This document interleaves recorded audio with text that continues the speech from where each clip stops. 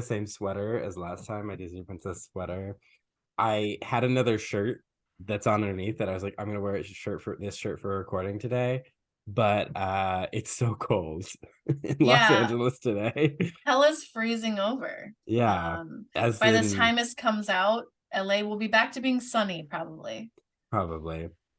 Hopefully. Welcome back to Not My Fantasy, the show where we watch and review and talk about the lore behind our favorite and least favorite fantasy films. I'm Cullen. And I'm Hannah. And And that was today, weird to say no, that in when that our order, guest. our guest is a podcasting expert, also a fan of Beauty and the Beast, and an expert in terrible gay representation because they were our co-host for the podcast Glee Boot. Hello. Welcome, Allyssa. Welcome. Which Thank actually, you.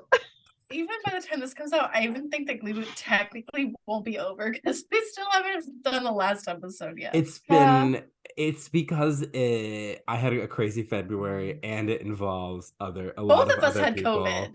Yeah, both Wait, of us you had COVID too, Hannah? Mm-hmm. We are here to talk about one of my top 10 most hated films in the history of cinema. What I nominated in my criticism class as the most offensive film of 2017. Oh, yeah, Beauty and this the came Beast out remake. when we were Yeah. in grad school. Yeah. Yeah. Oh, wow. Yeah. I had to, well, I didn't have to watch this film years ago when I watched it, but I ended up watching it in multiple sittings. Because and it had to have been only like 20, 25 minutes, not even, because I was like, oh, I can't do this. Like, this is so bad. This time, I hope you're proud of me. I did it in 2 sittings. I do have some footage that I took last night. I randomly was like, you know what? I don't want to watch this movie, but I think it'd be made better if I got drunk.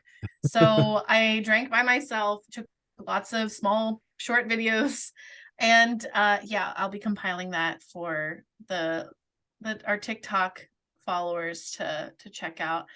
My experience with the first half or maybe first 2/3 of this film.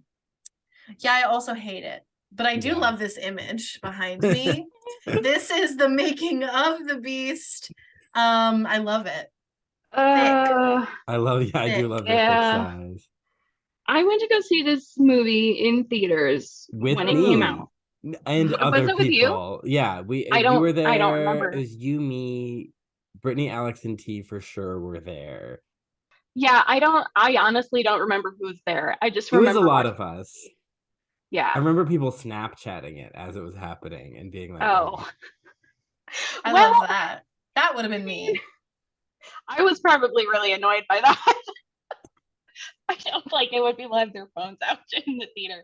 But yeah, I went to go see this movie in theaters because Beauty and the Beast, the original Beauty and the Beast, is my all-time favorite Disney animated film. So this was interesting to see. Yeah. You can say it was a disappointment. It's okay to admit. It was a disappointment. I remember when I watched it the first time, I was caught up in the magic of what they were trying to do. And there were specific things that I picked out. And I was like, I like this about this movie. Right. And then after that wore off, I was like, this movie sucks. I mean, yeah, I remember watching it and trying to just kind of be swept away. Trying to be like, oh, yeah. Mm-hmm. And then just eventually it was like, I'm trying, but I can't. Like, yeah, I'm a willing victim to this spell that you're trying to put on me, but it's still not good. You called it a curse. I called it a curse. They rolled a nat one. They did. Oh boy. I actually don't know if we ever talked about this, Allyssa, but I said last week on the podcast, or last episode on the podcast, I don't think I'm really a fan of Beauty and the Beast. I don't really know why, but I'm just not. Boy, I would really rather watch the animated version. It made me appreciate the animated version so much more. Yeah, I was like, Hannah, you better storytelling perspective. You better appreciate that movie more after this, because I mean, I do, and I love the animated, but like watching them within a couple of weeks of each other, you're like, oh wow, the quality. Yeah, and you know what? I think that's why it took so long for them to do this version, is because they were like, we don't want people to have just seen the animated version because we already know we're not living up to that. They really wanted a lot of separation, I think. But they didn't even do that, which is like really disappointing. There were so many different ways they could have gone with this, and they went the most directly like unintelligent route. Yeah, that's the way. It's like exactly the same, but everything's worse.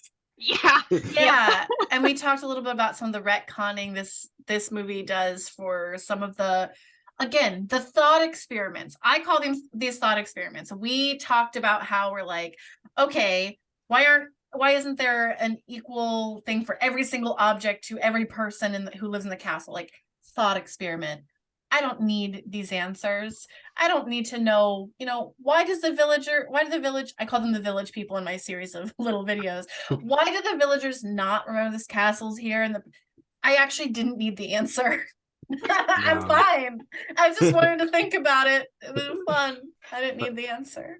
Yeah, that's the thing about fairy tales and specifically like Disney movies, I think, is that there are a bunch of questions that the original movies don't answer, and that's fine. And now all the remakes are trying to answer those questions. Yeah. And it's really bad. They should have not done that. Yeah, as we learned from reading the Villeneuve version of Beauty and the Beast in our La Belle and the Bête episode, sometimes I don't think backstory is the weakness of the Beauty and the Beast story. I don't think a need for backstory is what strikes me. All right.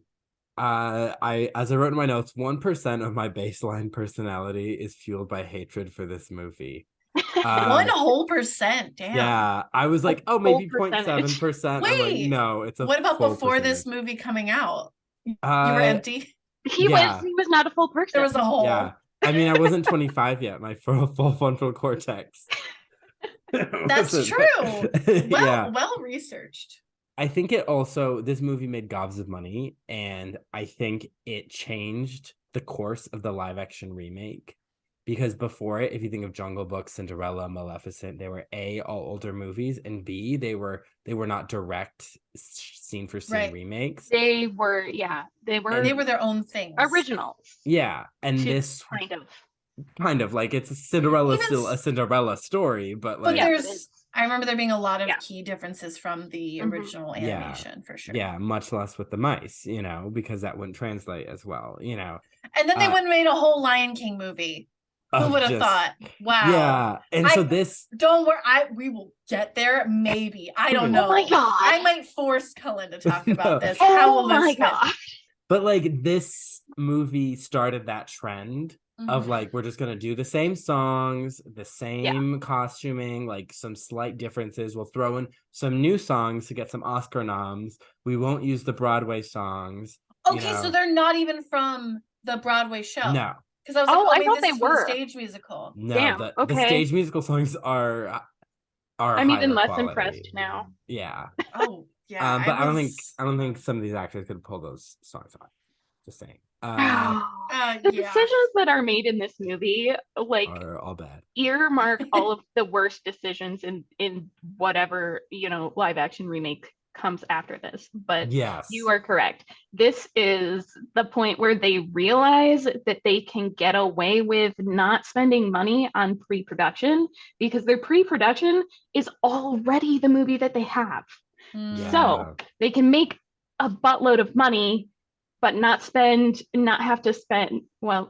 less money on pre-production for an original film. Yeah, and I think we'll see how Little Mermaid pans out. Yeah. Because it's, I don't know, we'll see, because I think you could do more with that script, compared from the 1989 movie, which actually didn't have a script. You could do more to evolve that story, but we'll see if they make smart choices or really dumb, stupid, boring ones. I always hold out hope that it's going to be good. I haven't really gotten what I've wanted from any of the live action remakes. But there's always a little glimmer of hope that maybe this one, this one. So after this one there was The Lion King, Dumbo, Aladdin, and Lady and the Tramp. Yeah. Yep. And Pinocchio. I haven't seen Pinocchio. No, I've 'cause heard it's not good. garbage. I hear it's like the worst of them all. I'm like, no. The one Wow. with Tom Hanks? Yeah. Well, that was 2022. Yeah. I'm talking like directly after. Those were the 4 that like were in Mhm. 2019. I think Mulan, technically.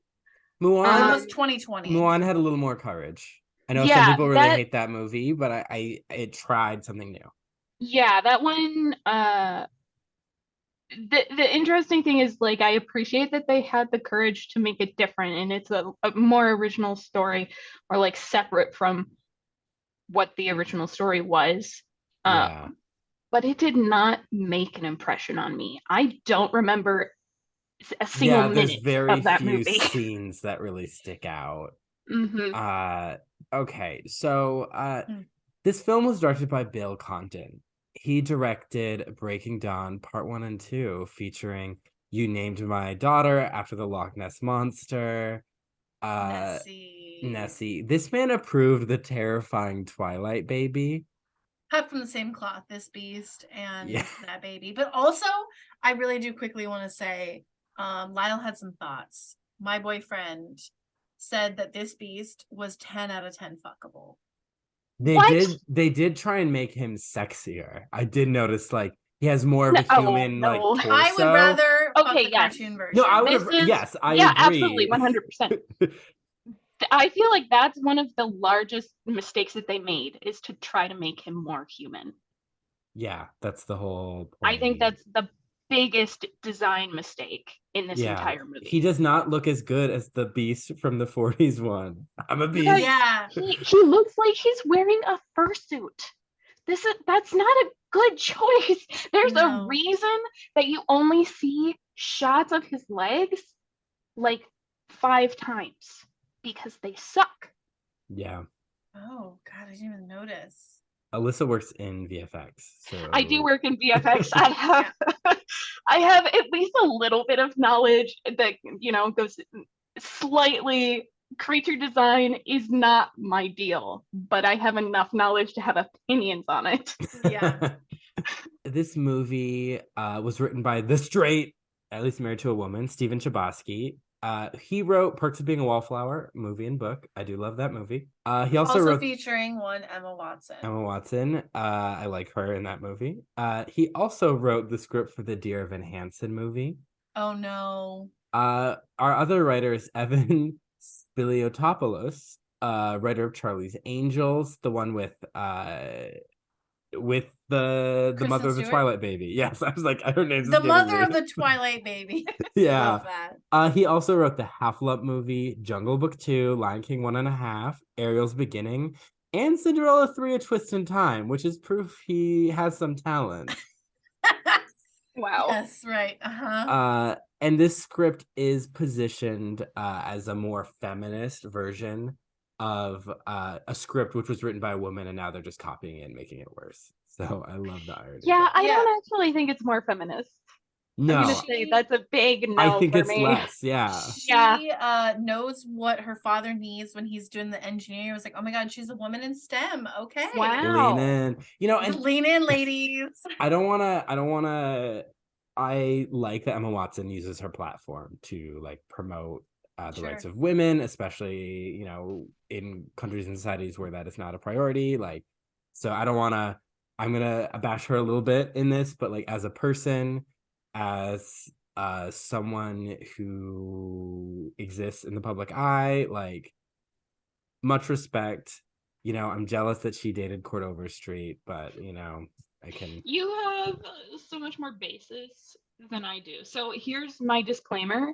Anything I say about Emma Watson has only to do with this movie and her performance in this movie. I don't know anything about her the rest of her life, except that she was in Harry Potter, and that's separate. So yeah, Alyssa will give you the purest take on someone's performance, because the pop culture knowledge is not influencing. It is only what she sees on the screen. And that is to her advantage, to be honest. Also, she's very Hermione in this, so can't wait to talk about that. Oh yeah. That's basically Hermione with better hair and yeah, it's very Hollywood casting, and like, well, girl like book. Hermione like book. Yeah. We get Hermione. So what if they called her that on set? Oh my God, how I could see it. and it's more. In a 2018 interview with The Hollywood Reporter, Linda Wolverton, she said this on a podcast. She's the screenwriter of the original. She revealed that she was not totally thrilled with the remake. Oof. She said, I didn't think it was exactly true to the mythology of the storytelling, and I'm not happy that I don't get to participate. Who would be? Fair. Wow. She wrote like Maleficent and even, stuff. like- You could have hired her. Like she still Yeah, works wait, for they- Disney. I don't understand Yeah. why she wasn't part of it. She's in the my room thing. down the hall. Like she's Yeah. in an office down the hall from you. I would have been pissed. Yeah, it's like I wrote you're the Wait a first Disney second. animated movie to get a Best Picture nomination, and Yeah, you didn't ask when it wasn't me. even finished. Like, that's insane. Steven Chbosky doesn't even work at Disney. This other guy presumably probably worked for Disney. So they probably just Yeah. brought him on. Yeah, And he was they brought literally- on to That fix Evan the guy could first have been guy's like, script. hey, Yeah. Linda, Yeah. hey, can I get your opinion on this movie that you originally wrote that I'm redoing because I can do it better? I'm not assuming that's what he thought, but maybe that's what he Yeah. thought. She also questioned the magic book. She said the castle was supposed to be impenetrable. After I'm that, sorry, it's the a mythology portkey. didn't work for me. Thank you very much. Yeah. It's a what? It's a A portkey from Harry portkey. Potter. Yeah. You touch it, you go whoosh to another Hermione place. brought some things with her. Yeah. And when asked about LeFou being gay, she told The Hollywood Reporter, was he in love with Gaston? No, he was just a toady and besotted with a person he could never be. There you go. Like I said, LeFou is a straight icon. I could care less if LeFou was gay. It also- The crux of that relationship is that it is toxic. Yes. yeah. It And that doesn't they're matter if both he's straight or gay. Selfish, shitty people. Yeah. Yeah. Yeah. Music and lyrics by Alan Menken and Howard Ashton. Additional lyrics by Tim Rice. He wrote the lyric for the additional songs for Broadway. The girls and the gays, we've talked about their influence on this story. It is waning. It is waning in this adaptation. And Not a you gay feel it. insight. Not a gay, not Josh Gad. So the cast: Emma Watson as Belle, Dan Stevens as the Beast, Luke Evans as Gaston, Kevin Kline as Maurice. Kevin Kline played the guard in Hunchback of Notre Dame, Kevin Phoebus. I'm Also, gonna say He Kevin played Kline. Whoop. El Bro del Dorado. Oh yeah. Oh, He's the one with the black hair. And then Kenneth Branagh plays the one with the blonde hair. He directed Cinderella. Yeah, ah. much better at his job. I will go out on a limb here. Kevin Kline was the best actor in this movie. Oh yeah, his best Absolutely. performance. Best performance. It was Mhm. weirdly, we'll talk about it, but Yeah. I mean, weirdly just like It's not that far not- out on a limb. not too out of the box, but also like just crazy enough. Yeah. It was perfect. Where's Mhm. his Oscar for this movie? So Josh Gad was Who got LeFou. Oscars for this? No one did. No. Okay. No, Yeah. no. Emma Thompson as Thank Mrs. God. Potts. No Shania Twain, but we do love Emma Thompson. Sir Ian McKellen as Cogsworth. This is his second time on the pod, after the Lord of the Rings trilogy. Well, technically fourth, I guess, Fourth, because we talked about yeah. all three. Ian McGregor as Lumiere, Stanley Tucci as Maestro, Audra McDonald as Madame Garderobe, Gugu Mbatha-Raw, should have looked up how to say that name, sorry, Plumette, Nathan Mack as Chip, Patty Moorhan as Agatha the Baby Cursor. I give her Okay. that name. Yeah. So, okay, we already talked about how Plumette used to be Fifi. I still prefer Babette. that name. And, You can fly in this.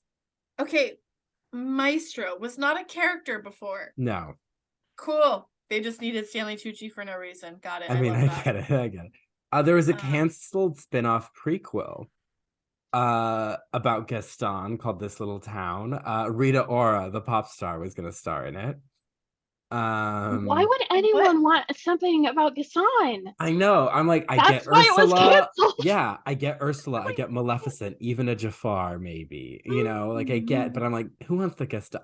Gaston is No. like, he's there. It's like him and He's like not Lady even Tremaine. special like those like- other characters you listed. No. Yeah. And the he's- way that he's portrayed in this specific film is that he's like a really terrible person. He's a He sociopath. enjoys Yeah. war and bloodshed and widows. widows. That Ooh. specifically, I remember that scene because he comes off as like the worst type of person. Yeah, he went from being a total misogynist bully in the original to like also a sociopath. Yeah. Yeah. Emma and Dan said they'd be open to a sequel, and I want that sequel. What is there to sequel? I want that sequel to be based on the second half of the Villeneuve story, where they explain the complicated fairy lore and backstories and fairy grooming. We and find out fairy who this councils. baby cursor really is. Yeah, and Wow. and it's not. We don't see it visually. We see them sitting in a parlor explaining it. Oh yes, tell don't show. The classic, Yeah. the classic way to write Classic. stories. They named the village Villeneuve. I thought I heard that, but I was Yeah. like, oh, maybe I heard it wrong. After Jane Gloriana Villanueva. Villanueva, exactly. I'm reading a book called The Fairy Tellers. Not the same name as our podcast friends, but different. And there's a section on Villeneuve and like her life story, and like her garbage husband and being poor, and her like playwright / sense like in charge of the government censorship guy that she became his mistress, and like her life story. Very interesting. It made me respect her a little more. I still don't respect the story she wrote. Yeah, I respect parts of it. Yeah. Respect the Beaumont version of the story she wrote. So Beauty and the Beast 2017 version grossed $504 million in the United States and Canada and $759.5 million in other countries for a worldwide gross of $1.263 billion, with a production budget of $254 million. That's most a lot. expensive musical ever made. In just 10 days, it became the highest grossing live-action musical of all time, beating a 9-year record held by Mamma Mia, Hannah's other favorite movie with townspeople. It also became the second biggest musical ever of all time, behind Frozen. Good. Frozen deserves that more than this movie. Yeah. It was nominated for only 2 Academy Awards and won 0. Good.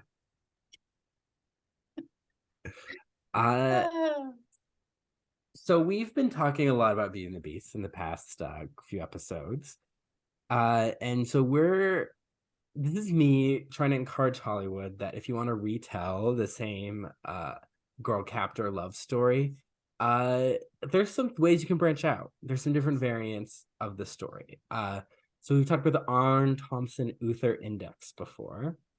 And we're going to talk about a very specific type, ATU type 425, the lost husband. It's a big one.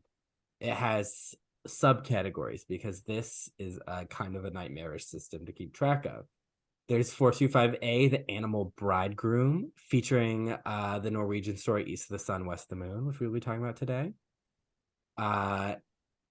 425B, the son of the witch or the witch's tasks. That's Cupid and Psyche, falls under that category.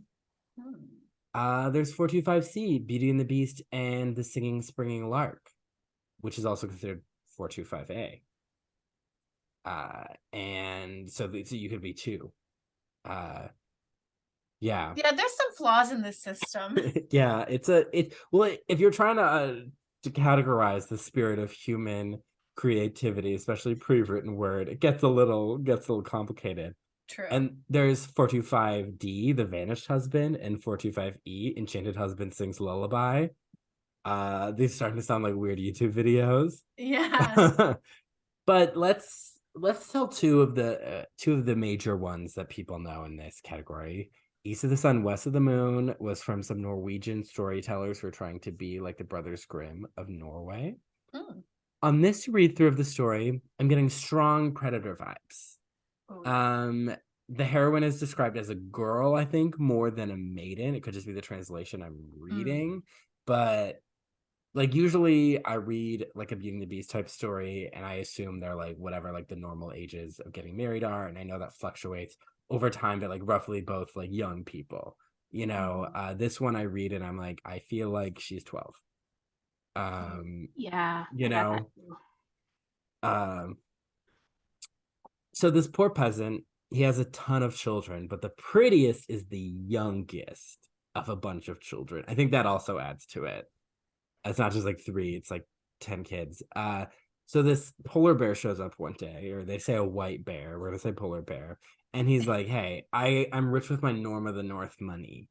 Give me your youngest daughter, you can have some of that. Hannah's What about the dying. Coca-Cola bear? Because Norm of the North, I get its animation, but also Coca-Cola bear probably has more money. Probably. Billions. Coca-Cola bear is a billionaire. So she cries. She's like, no, I don't want to. This also gives me a this is a child vibe. And then dad is like, come back tomorrow and I'll have persuaded my child to prostitute herself to a talking bear for the financial well-being of the family. So the next day she does agree and she gets on his back and he's like, are you scared? And she's like, I'm not afraid. There's also no mention of a mother yet. No, she shows up later. She's just hanging out, doing chores. Yeah, she's vibing. She's in her yoga studio. So he takes her to a cave. No, she's in the sauna because it's Norway. Yeah, nailed it was not. And it's a big secret fancy palace at his cave. And she's really lonely and sad because her only company is when at night an adult grown-ass husband goes to bed with her and she can't see him. That is like, so creepy.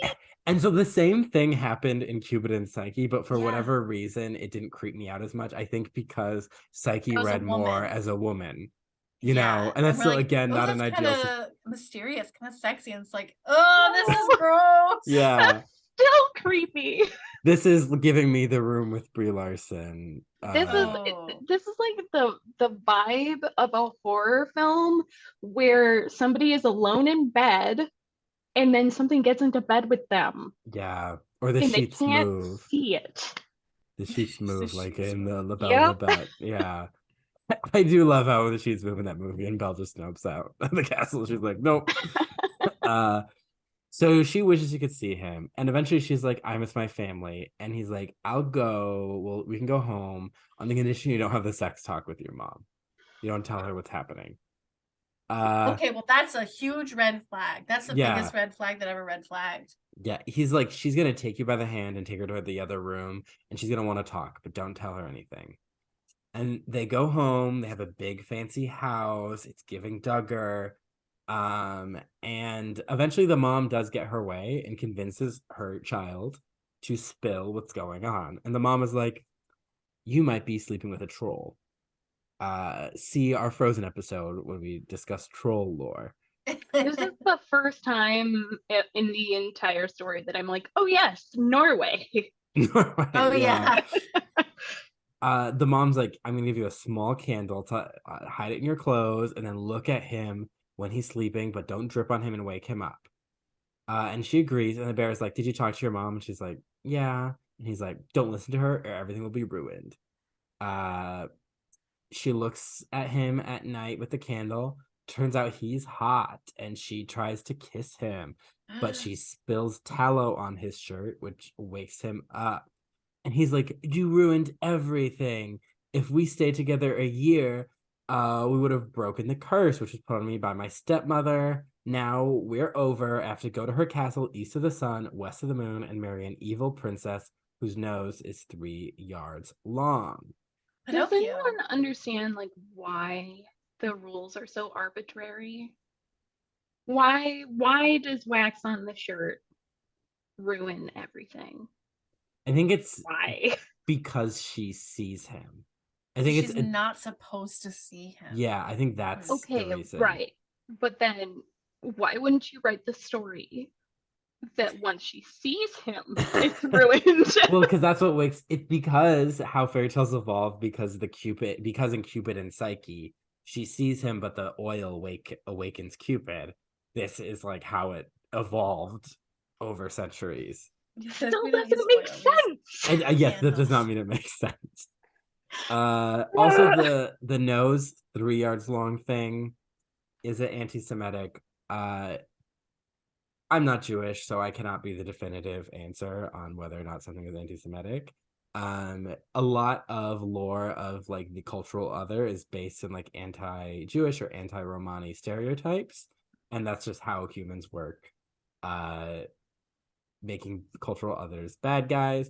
That becomes ingrained so that years later people will reference something and it may have origins in that, but that doesn't necessarily mean they're directly like, yes, this troll represents a Jewish woman, you know.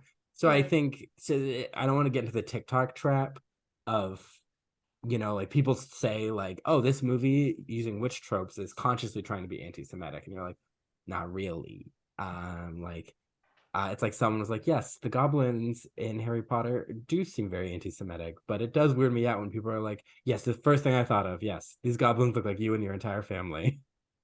Yeah, it's like maybe there's some introspection you need to have. Yeah, it's like, no, it's like on second thought, but it's upsetting if as a child you immediately thought Jew when you saw that.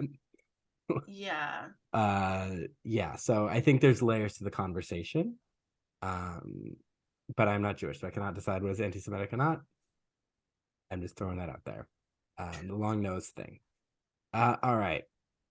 He's like, you're never gonna find me east of the sun, west of the moon. Bye. She wakes up in the woods with only her rags. This is when I would be like, get a new life, girl. Yeah.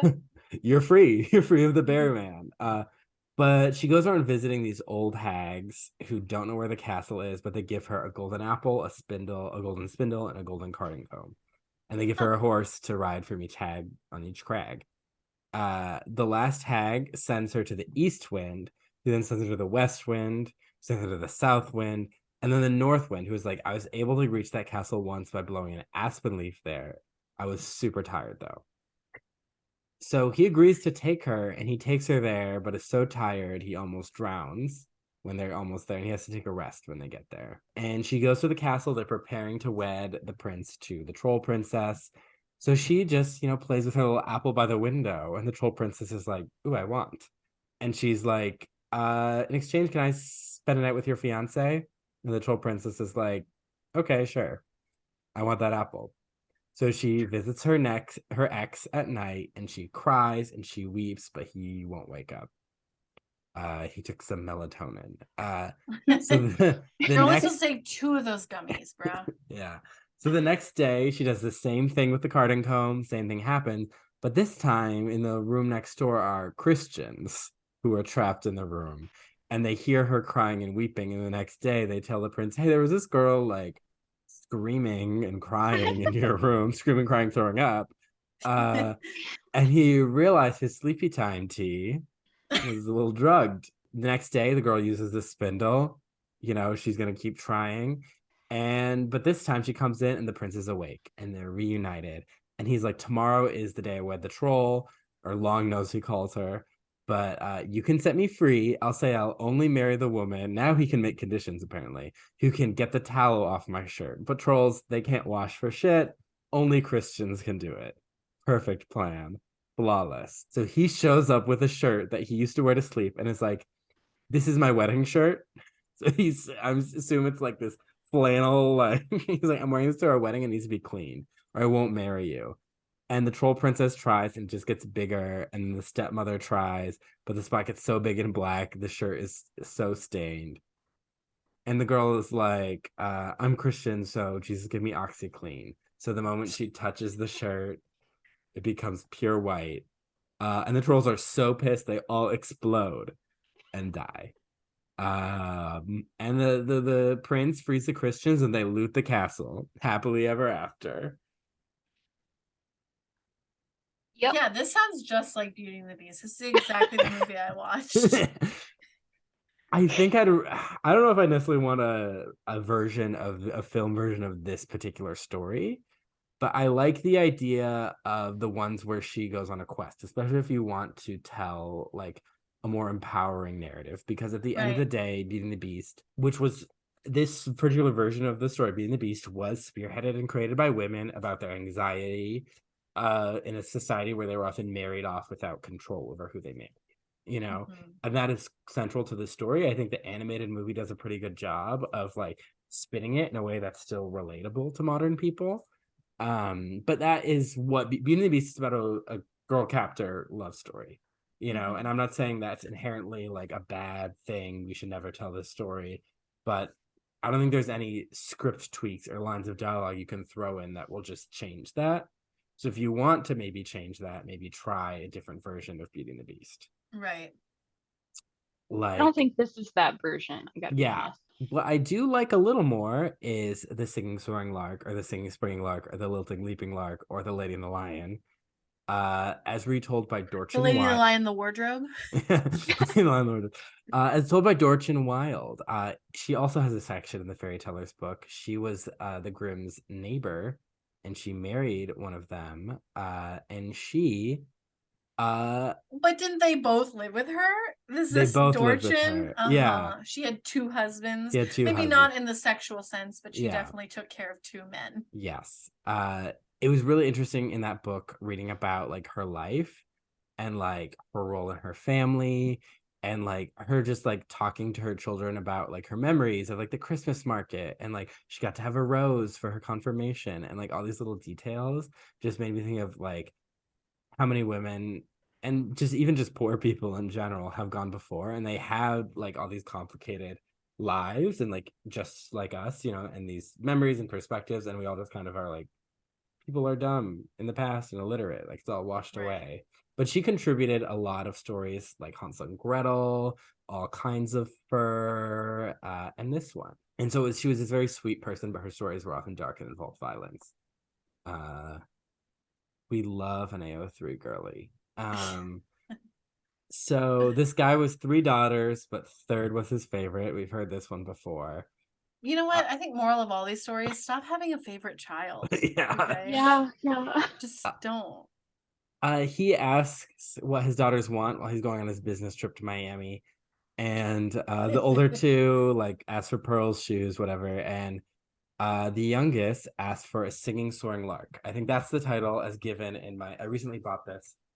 Oh no. Yeah, this I got this vintage collection. It's probably not that vintage. It's probably like Very from cool. the 90s. But I used to have a paperback one of the Ralph Manheim translation. And I had that at an age where I was probably too young to be reading it. So he goes to see that he goes to get a lark as he passes this big tree, and a lion leaps out and is like, "You'll die unless you give me the first person that greets you, and then you can keep the lark." And he's like, "Ooh, that's a bad idea. My daughter's gonna come greet me." And his servant is like, "It's probably just gonna be like the dog. It's fine." It's like, I don't have a dog. So the servant convinces him to agree, and he goes home, and his youngest daughter runs out to greet him, and he's like, "Ooh, you're gonna have to go be eaten by a lion now." And she's like, "Hey, you made a promise. I'm gonna keep it." I got you. This is a reference to a Bible story. This guy Jephthah. Daniel in the Lion's Den. Yeah.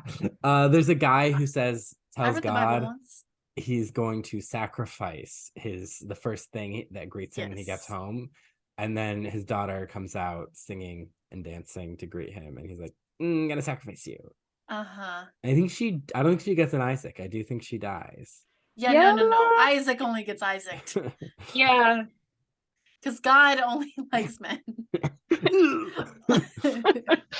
Well, God in the Christian Bible only likes men. Oh yeah, I don't know anything else about other Bible. So. Well, I There's mean, just like the Bible in general is edited. What? And I didn't know that. Like, what? Literally almost every society we've ever had records of is pretty patriarchal. Yep. Yeah. All right, so it turns out when she gets to the lion that he's a prince by night and a lion by day, and the same with all his servants. They're lions by day, people by night. So that servant that he talked to was also a lion? No, that was the father's servant. Oh, got it. Yeah. Okay, that confused me. I was like, wait. So she's actually happy with the prince. They have a baby. You know, they start living at night, or like being awake at night and then sleeping during the day. It's very vampiric, but not really, but just in that one sense. In a weird way, this is one of the healthier versions because like he's very upfront about everything going on with his magical stick. She's like, okay. Mm-hmm. She's like, you know what? I can learn to love you. This is olden times. A lot of women have it worse. Yeah. She's like, I can settle. I read the Beaumont version. Beaumont, yeah. I read Beaumont. But she wants to go home and see her family because they think she's dead, and her oldest sister is getting married, and he's like, well, go have fun. So she goes. She has a great time at the wedding. And then she comes back. She comes back, and then she's like, okay, my next sister is getting married, and I want to show off my hot wereline husband. So you gotta come with me. I don't want to come alone. I have a +1. It's embarrassing. I wanted to bring you and the baby. And he's like, that's okay, but if the light touches me, I will turn into a dove for 7 years and be forced to fly around. Again. Why? The rules. Who knows? But here's the thing: when you read a fairy tale like the Villeneuve version that starts to explain those rules, you realize you don't want those answers. Yep, like I similar know to the animated version of Beauty and the Beast. Was like, actually, thought experiments only. I don't actually want the answers. I don't actually want you to answer this question. However, it is random, though. I do think the fairy tales that get the most popular are the ones that are like the least random. Like they still have random stuff. But there's a little more internal logic. I think some of the wild ones, they just don't stick as much because there's like, what? So she makes a wooden like pod thing, kind of like, you know, how Lady Gaga came in an egg to the award show. And or that kid in Glee. Myron. Myron entered the stage. I have not thought about that man in a long time. That boy. that child. The child. He's in the pod thing, but the light gets through because they used some new wood and it warped.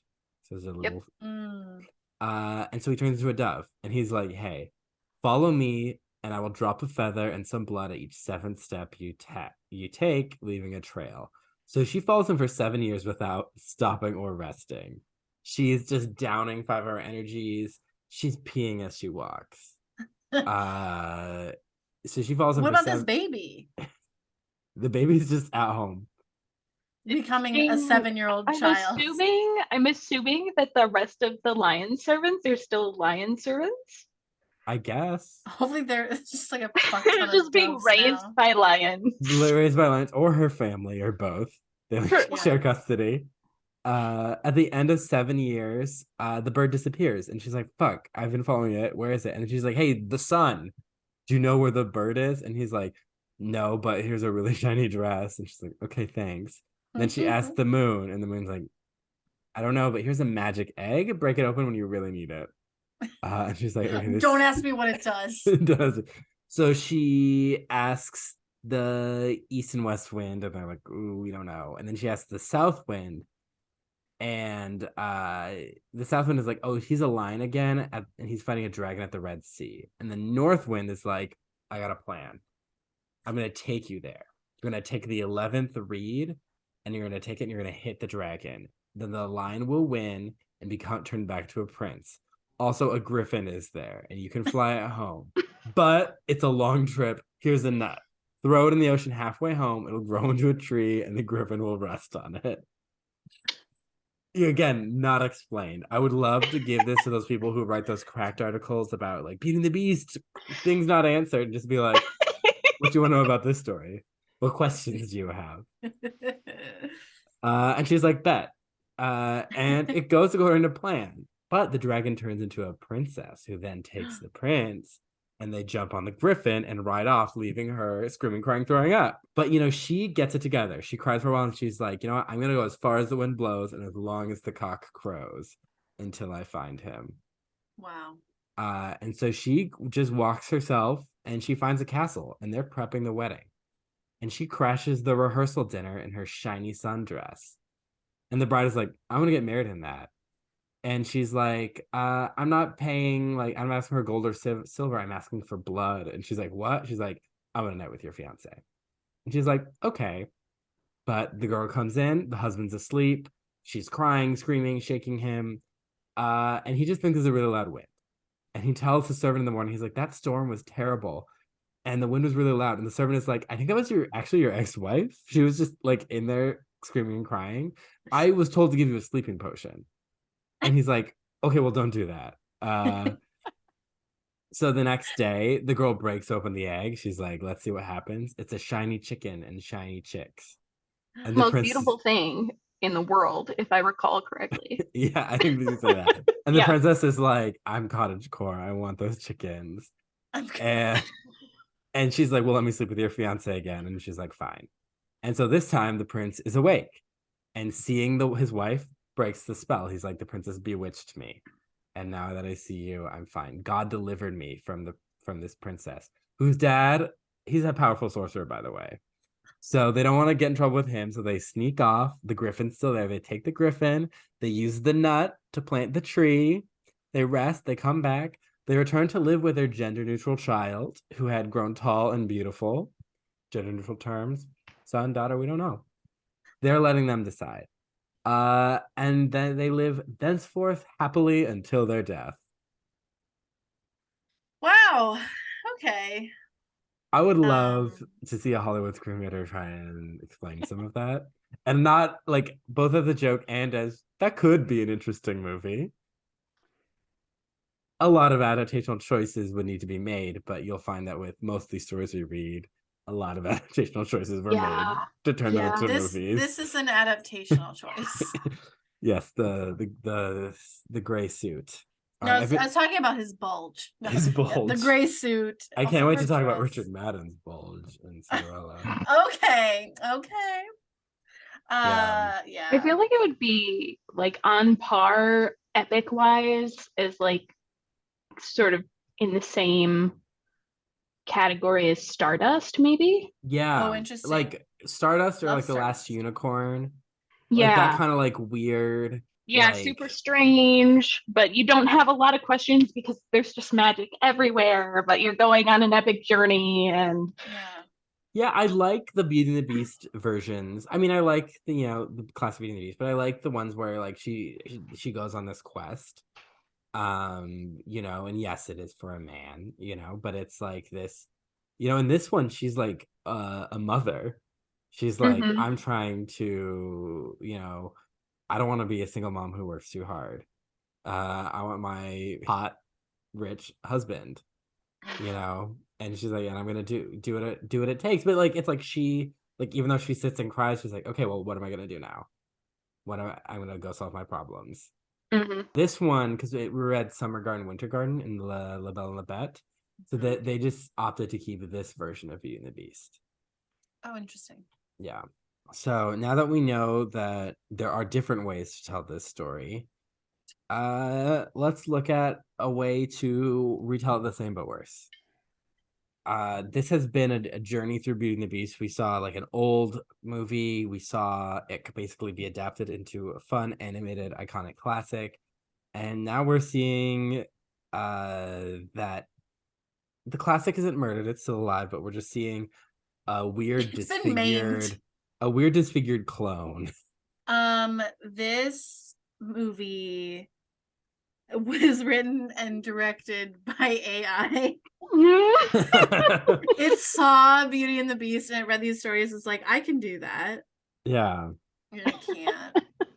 So when they do the intro, like the Disney intro, they change the castle to be the castle in the movie. And doesn't it start in the village? Like you see the village afar? I hate when Disney movies do this. I do too. Because I'm like, that's not my castle. Yeah, you have a logo, but you never use the castle logo for your castle movies. I don't care. I could care less about the logo. I gotta be honest. I know, but Cullen's starting from second one. Second one, I'm like, wrong choice. Yeah. So it was weird for sure. We learn the backstory of this beast, including that he overtaxed his people to fill his life with beautiful things, including pretty girls to presumably be his mistresses. Okay, so he was not married, right? No. Correct. But he liked hot ladies, and he had lots of them in the house. He liked beautiful people. It does not specify whether or not there were men or women. I believe they were both. I'm just saying ladies because that's who was all dancing, right? Yeah. And he was sort of surveying them. Can we just quickly talk about his look? And that, like, I kind of loved it. Not in like a like the makeup way. Yes. That I was like, this is a great drag look. I love this for you. Lots of pro drag imagery in this movie, and I'm loving it. there are specific design features of this movie that I think are really interesting, and they Mhm. should have capitalized that and taken it much further. When Yeah. instead, what they did is tried to spread it out throughout the entire film in like kind of a mediocre way. They should Mhm. have designed it to be very specifically like Rococo, the Rococo, yes, but there's the way that everything is designed is too much all at once. And yes. even though Rococo, that's sort of the way it is, it does not make for a good visual on a screen. Well, like Sophia Coppola's Marie Antoinette, a film that I comes was up just a gonna say. lot. My background's a guillotine. There's not a guillotine in that movie, but still, you can do that style really well, and you can Yeah. still modernize it enough so that people aren't totally like, "Ooh, that looks weird," you know? Yeah. I think actually it's a really good like reference is that like him putting on the makeup and the wig and stuff, like it very much reminded me of like the casino scene in that Yeah. movie, like the sort of the luxury of it. Yeah, I don't know, it felt busy but also so dark, like I couldn't Yeah. Wanted see anything. more. I wanted more. Well, okay. Physically dark. Uh, like I wanted more of the visuals to have an emotional darkness, like a very Mm, specific pinpointed. Um, I don't think that this film was really well designed. storyboarded. Oh, that too, yeah. Yeah. Well, especially, if we're comparing it to the Kenneth Branagh Cinderella, which I think one of that film's strengths is how visual everything plays out. Like the Yeah. staging of the shots, the staging of the scenery, the colors used. It has this very Yeah. specific style. And I feel Mhm. like this film doesn't commit to a style. It does, and it doesn't have like a Exactly. color, like a specific color. I Yeah, think the animated there's movie not a is like theme, there's not. warm oranges, a lot of warm oranges is Yeah. and Mhm. yellows is really key to that animated film. This doesn't have, Yeah, the it only feels reason very she wears dull. a yellow dress is because Belle wore a yellow dress in the animated film. Yeah. Like, And it's there's not, I don't like it. no, and Sorry. it's like, No, yeah, we'll talk about the it's not dress. good. Yeah, we'll get there. But I do want to emphasize the Beast is not just like a spoiled person. He's like a bad ruler over taxing people, Yeah. hardworking Yes. people. Well, Karl And using it for Marx. parties. Karl I don't Marx. like this opening as compared to the animated opening. Oh The yeah. animated opening is way better. The best part of this opening is we have Audra McDonald singing. She's my favorite part of this movie. Mm. She should have been Belle, I I think. so this is where, obviously I was drinking. I poured one out for Stanley Tucci's look. It was chaos. Just up there playing that harpsichord. So he dances around. The old witch hag shows up and she offers the rose. He declines. They're still narrating, even though they're acting the scene. Yeah, that Mm, was weird. so everyone is all these ladies are fleeing. But the servants, some of the servants are still there, and Chip runs in, and he's followed by Mrs. Potts. Yeah. So I just want to say it's like they try and explain a reason later, but in my mind, I'm like, whoever was in the room got cursed. Yes, I thought that. Interesting. And then we had the retcon. I was like, no, you should have simplified it. Yeah, it And should have just said been whoever, they were because all in the room. they wanted to make the Enchantress good, and that's my thing.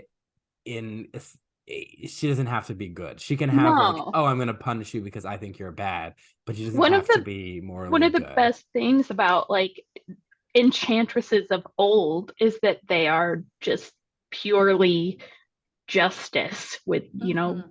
good and evil. Like it's not she doesn't have to be good. It's not She just is fair. there. Yeah, Yeah. that's what we talked about, I think, last time and even the time before, that like these enchanters like are not fair in the sense of like we would probably want them to be more fair. It's just like Nope. this is just how this enchantress thinks justice is. Yeah. It's like, okay. Embodiment of karma, I guess. Yeah. I love how you said enchantresses of old. They don't make enchantresses the same way these No, days. they don't make They them like really they used to. They're selling This candles and movie is crystals proof on of it. TikTok. Yeah. Uh So that's why I call her Agatha the baby cursor, because so she turns this man into a beast. He's a man, that's established, and all his servants into objects, and it is later said that they deserve it. Uh, she Fucked it also up. erases the memory of them and their loved ones. And this is in the spirit of Villeneuve, and like all those weird video essays are like, what about this? And that we didn't need it. It could just be they've been there for so long, people will assume they died or got attacked, whatever. My theory, this only applies to this film, is that the prince comes from a cadet branch of the royal family that is Huguenot or Protestant. Because that's why they could conveniently be forgotten by the French establishment, because they're like, that was annoying to have those Protestant people in line. He's gone. He's a cadet branch, like problem over. And that's why the priest, who is allegedly Belle's friend, has no power in this village to help her at all, other than being like, that sucks, because if this was, a small Catholic village in France, the priest, other than like the local magistrate, would be the most influential person, especially if these people are like supposed to be like superstitious. So it's like, yeah, why don't you do anything? Yeah. So we meet Emma Watson Belle. Her skirt tucked into her underwear like a fucking disaster. I said that too. I have a clip of me going, girl, your skirt is all messed up. It's much later in the film though. Wait, wasn't it just in her belt? No, it's in her bloomers. You see her bloomers. Yeah, I'm pretty sure you do. Which is like, I guess, sagging. I guess that's the equivalent, I mean, I understand you would see her bloomers, but is her skirt tucked into her bloomer? I think so, or at least her belt. I thought it was her belt. That would be really awkward. Yeah, I don't know. Something was up with it. If I walked around with my shorts tucked into like the top of my underwear, I think everyone in town would hate me too. They'd be like, please stop, listen, I have children. I can understand why she did that, because I hate dresses and skirts, especially when they fall below the calf. They are very difficult to maneuver. Fair. Especially when she's walking around this town full of bitchy people. Bitchy people singing. They're so prejudiced. Yeah, singing she's her with her doing little anything to them. They don't like auto-tune. That's why. Well, she's singing. So, here's the thing. What I'm gonna say. When she's acting with other humans, it's good. It's fine. I don't think she fully captures like Belle as I think of her, but it is fine. And I'm okay. I think it's great to interpret characters in new ways. Sure. It's later on that it's not a great performance, and I love her in Perks of Being a Wallflower. So I know she can act. I know she can do it in the right conditions. I don't think I could act in this condition, so I'm not going to judge her. Listen, I will judge her performance as bad, but I will not judge her overall talent. I watched her act opposite a half giant in Harry Potter, and she did fantastic. Her eye lines with Mrs. Potts later on, woof, not good. Lumiere, it's off. Yeah, I don't understand. I mean, I loved the idea when I heard about this movie. I loved the idea of Emma Watson as Belle. I think she's a great cast. The execution of Emma Watson as Belle, yes, is not good in any part of the film. In my opinion, it looks good. Yeah, I think it's great on paper, but I think especially because they want it to be a musical, and not only is it a musical, it is a musical with songs people know. Mm-hmm. So it's not her own take. Like, I know people say like, oh, Emma Stone's not the greatest singer in like La La Land, but that's our only version of those songs. Yeah. Until the YouTubers start covering them, that's all we have. Well, until the Broadway show comes out. You heard about that, right? No. Oh yeah, they're putting that on Broadway. I heard that a couple weeks ago. They're gonna start developing it. But like it's like we've heard these songs and we have Paige O'Hara's performance to compare it to, and we have a Broadway cast album to compare it to. We've had every high school in America doing it to compare it to. Yeah, listen, if I can sing the song better than Emma Watson without auto-tune, that's a problem. Yeah, Mhm. it's not doing her any favors. Why did No. they dub her? They should have just got someone who like sounds like her but has a really good voice, like they Like did in with High High School School Musical. Musical or My Fair Lady. Yeah. Well, I Oh mean, yeah, that's a great Even example.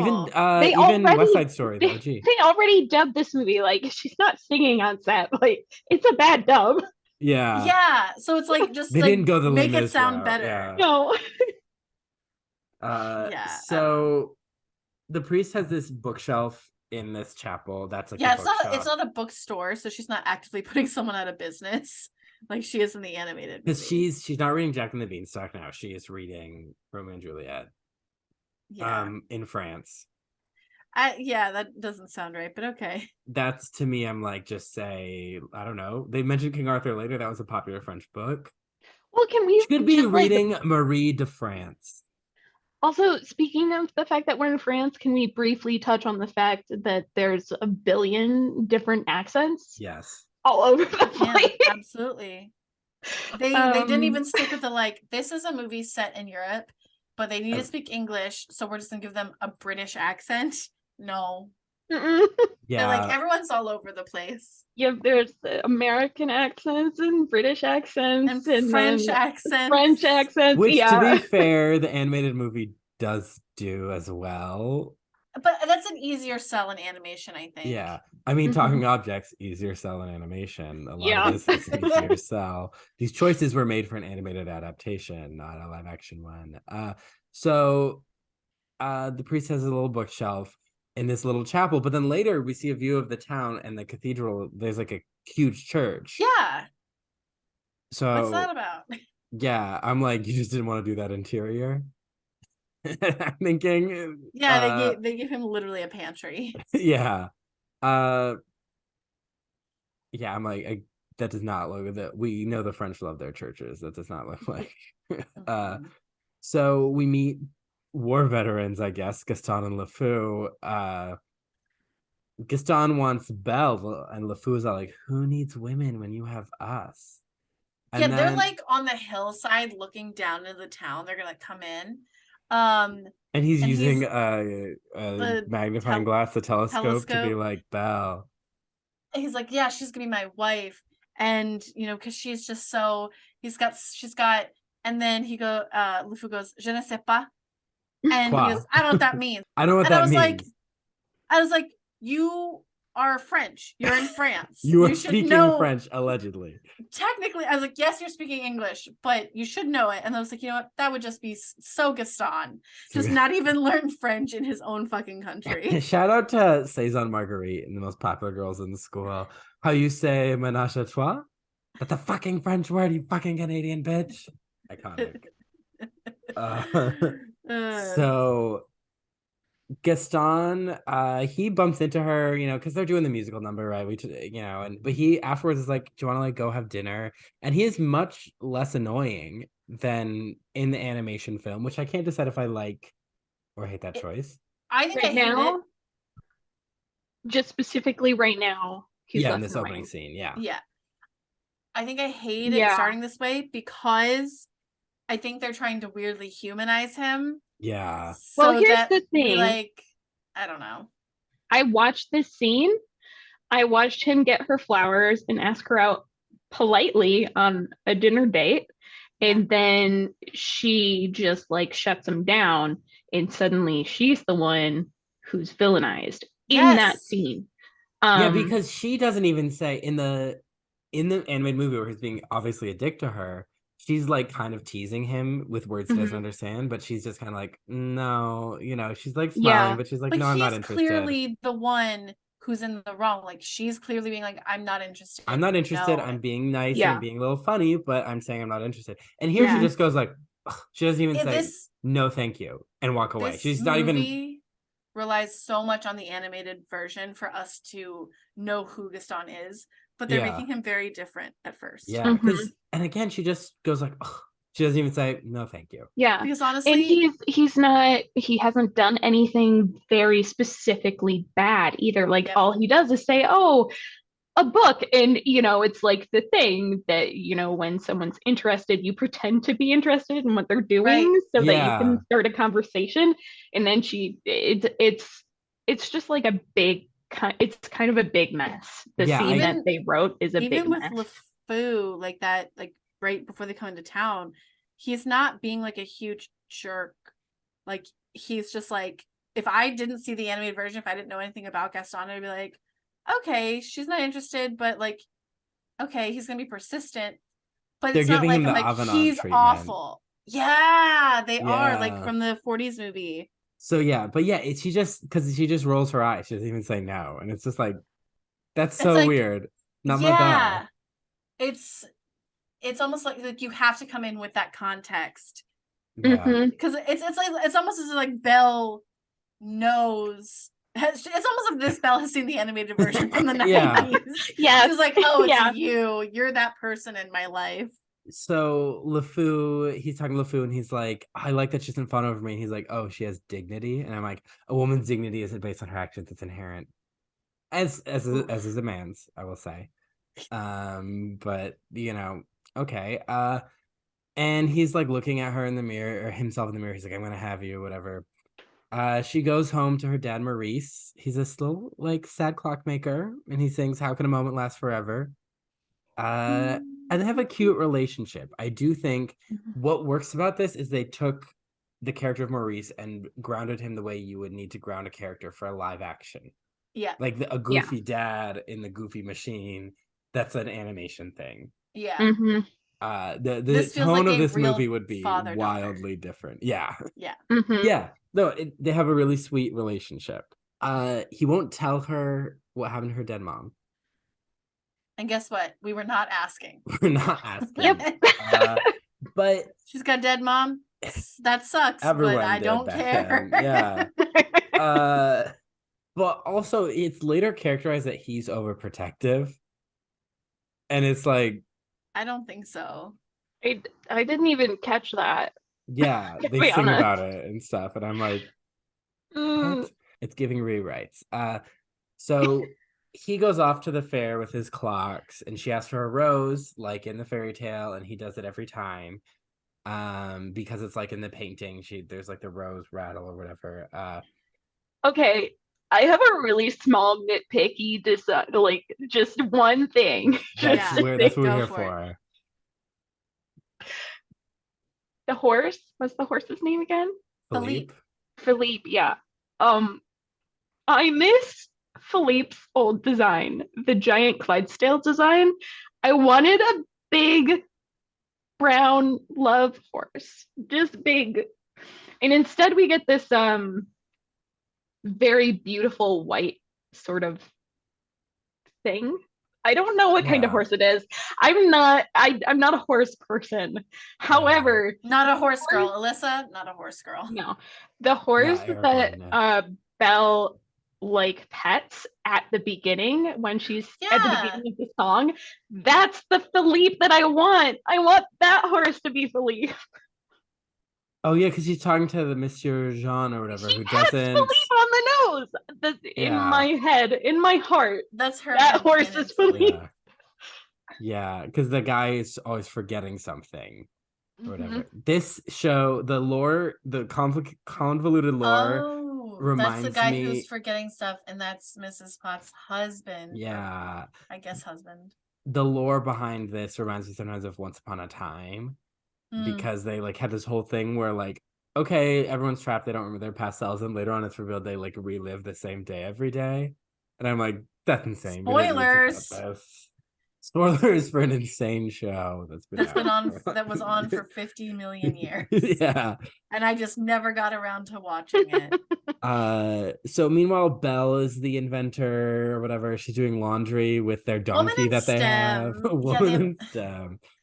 She's doing laundry. She's teaching this little girl how to read, and then everyone gets Icon. mad, and then they dump her laundry on the dirt. Yeah, just teach her a lesson. Okay, I have many. So she's using a children's book to teach her to read, right? So did she have it on hand, or was she reading the book saying the bird is blue? Was she reading bird is blue? And because they're upset that a woman can read, and this is, I know we're not about historical accuracy. This is Beauty and the Beast. But at that time, women reading wasn't weird. It was just poor people reading was weird. But here, it's like very much like, oh, men are educated and women aren't. Which That is was the like, feminist twist. It was kind of strange because I feel like the better way to go would be like, she's so smart that she has time to learn how to read because she does like shortcuts, like the laundry. People would be more salty about that. Yeah. Or even if she reads and loses track of time and like leaves her, takes too long at the watering hole, or that whatever. makes so much sense. Yeah, exactly. That she's like not that she's like just the perfect person, so much better than all these people. That she's like, a dreamer and distracted. She's making life a little more difficult for everyone else, and they're like, I can't take it anymore. Yeah, there's also the thing with the whole like women aren't being educated subplot is it doesn't go anywhere. They just needed to throw that in there because it's feminism. It's like weird historical dressing that is not historical, and it's a fairy tale, so it doesn't need historical dressing. Wolverton's out here like, oh my God, Linda. Why did they do this? The script is perfectly fine.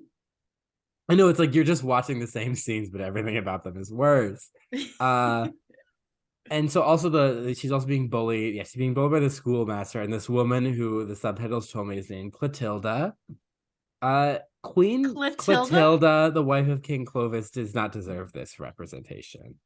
She's later revealed to be the wife of Cogsworth, whose real name is Henry. Who doesn't like her? Who, yeah. Like, oh God. So LeFou is like, Gaston, there's a damsel in need of just being saved from distress. And so he comes in and he's like stepping on her cabbages. Shout out to Summer Garden, Winter Garden when the beast is under all those cabbages.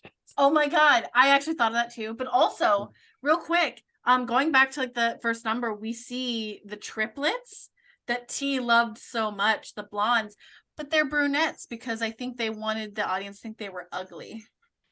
Okay, but Belle is the epitome of beauty, and she's brunette. So I think they're dark hair. They probably have wigs on too. I think it's then one of them dons a blonde wig. I think it's because Emma Watson has really light brown hair. Maybe they wanted to contrast that, and like she's not wearing a lot of makeup. They're wearing a lot of makeup, a lot of rouge on the cheeks. Yeah, that was the thing. Like the weird thing about the entire town and the idea that she's like the most beautiful person there is that everyone who's a quote unquote of marrying age are all beautiful people because they're all casted by Hollywood. So it was kind of strange. It's hard to believe, like, because you can look at like the animated characters and be like, oh yeah, these people are kind of plain and Belle looks really pretty because they made her specifically that way. Yeah, where are all the uggos in this town? Well, and I was thinking like everyone else takes a ton of makeup on their face and she doesn't, so maybe she's naturally pretty, but then maybe she's born with it. Maybe it's Maybelline, I guess, which I'm pretty sure is French. Yeah. So yeah, because he's like stepping on the vegetables. There's also a scene where LeFou, after he leaves the mirror, LeFou looks in the mirror and is like, I'm not done with you either, because they're heavily implying LeFou is in love with Gaston. Yeah. And this was so hyped when it was coming out, and I remember they said, Disney's first gay character. This is like one of 25 first gay characters before we got like an actual gay character in Strange World. And I remember my mom being like, the first one, what about Wiggins and Pocahontas? The little guy that was a rap. Yeah. He's just like, no, there's been a gay already. But like it's just like everyone was like, wait, the idiot guy is gonna be gay here? What? We didn't ask for this. So he's like, yeah, you need a husband because when your father dies, someone needs to take care of you. She's like, I can take care of myself. And he's like, look at that beggar over there, Agatha, and she curses babies. Yeah, she's 32. Right up. Shout out to Charlotte Lucas in Pride and Prejudice. I'm 27, no prospects. I'm already a burden to my parents. And so the thing is, it's supposed to be like, oh, he's so evil to say this, but he's wrong and he's right at the same time, in that it was very hard if you didn't have extended family, if you weren't wealthy. Marriage was much more of a financial thing at the time. But there's also, like, there were women like Villeneuve who wrote this story that found a way to make it work outside of that structure. Wealth, or at least title, helped a lot in that. But this is another one of those times where they flubbed it with, like, trying to make Gaston look bad, when actually he's just pointing out the flaws in society at the time. That Belle does not change at the end. Yeah. Like, and it's not specific to his character. Like, he's not a bad person for pointing this out. Actually, you could argue that he's kind of a good person for pointing this out. Not good, but like you could skew it to, like, oh, he's helping her by reminding her that, like, hey, like, you don't get married, like, you could actually be in serious trouble. That's most men on dating apps these days, except now they're wrong. But the thing about this, you know, how I describe this scene is all the Maroon 5 energy is gone. All the Maroon 5 animal energy. Right, you know, yes. Because in that first one, he's like very much of being a predator. He's stalking around her house and she's backing away and maneuvering. Yeah. And this, it's more just like he's annoying. Well, there's a lot you can do with animation and like posing and body language. And as I was watching this movie, I was thinking to myself, the story relies heavily, very, very heavily on body language. Yeah. And you don't get any of that in this film. A lot of Disney does, especially, you know, a lot of the actresses who did the live, because they would do reference, were ballerinas. And so they have this kind of exaggerated, especially exaggerated feminine way of moving, you know. But I mean, specific, like the beast, Gaston, like you were saying, the predatory, like forward and back, it's much more of a, if you were to turn that animation into a live action and have all of the emotions transfer correctly, I think it would have to be an extremely exaggerated stage play. Well, that's why it was a very long running show on Broadway. Yeah. There are ways that it works. This is not one of them. No. So he's gone. She's singing the Belle reprise, which just doesn't hit home as much because she's like, oh, Gaston, his little wife. And we don't have the dialogue about him talking about her as just a little wife. Yeah, because that's what he talks to LeFou like that, right? He's like, she's gonna have all my he said that to her. You're gonna have my babies, right? Or no, he said the only children you should be worried about are your yours. Own. Yeah. But in the animated, he talks to her like you're gonna be a child bearer. Because he's talking to her about them sitting around the fire and all of our children are gonna be playing. They're all boys. Yeah, all boys. Yep. Yeah. And so like, that line doesn't hit as much because it's not like, sure, he could be implying that like our children, but he says your children to her. Yeah, so she's singing the reprise about adventure, and the auto-tune is working overtime. But like the thing is with this whole thing is Gaston is less threatening, and I hate that. And it made me think of, I remember one time someone talking about, these are all the problematic things in Disney. It's like, why did I read that? Whatever. But stop reading BuzzFeed articles, Cullen. But it was like they're talking about what Gaston was doing in that scene, and they're like in the animation where it's like he's being bad. And they're like, yes, he's the villain, but kids don't know that. And I was like, are you telling me a Disney movie is too subtle for kids? Are you like, have you never met a child? He's pretty exaggerated in the animated. Yeah, I'm like, is your child Caillou? Like, most children can look at a Disney movie and pick out that's the bad guy. He's being mean to the nice, pretty girl who I'm supposed to like. Like, it's so easy. Yeah. Yeah, it is really easy. So I do remember hearing that and being like, wow, even villains can't be bad. Even villains need to be role models. Well, back in my day, villains could be villains. Yeah. So Maurice is lost. Lightning strikes a tree because that's what causes him to get confused. Is a weird random lightning bolt.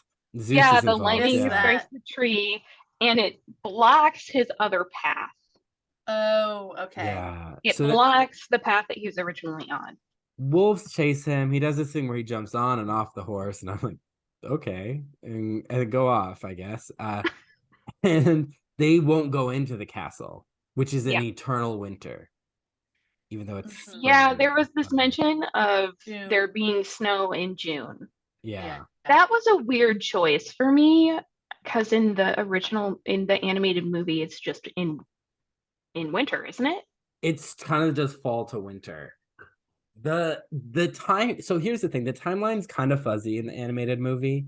It's very fuzzy, It actually, is now that I'm very thinking about fuzzy. it. It is, and that's one of the few things I think you could actually easily fix in a live act. Like if I were to adapt that movie, which I wouldn't, I don't think that it needs to be, but I'd be like, okay, I could fix up the timeline here. You could just have a clear timeline. I think that's an easy, but this movie only makes it weirder. Mm-hmm. Yeah, So very Narnia, eternal winter. yes. Yeah. Which I can buy. Sure.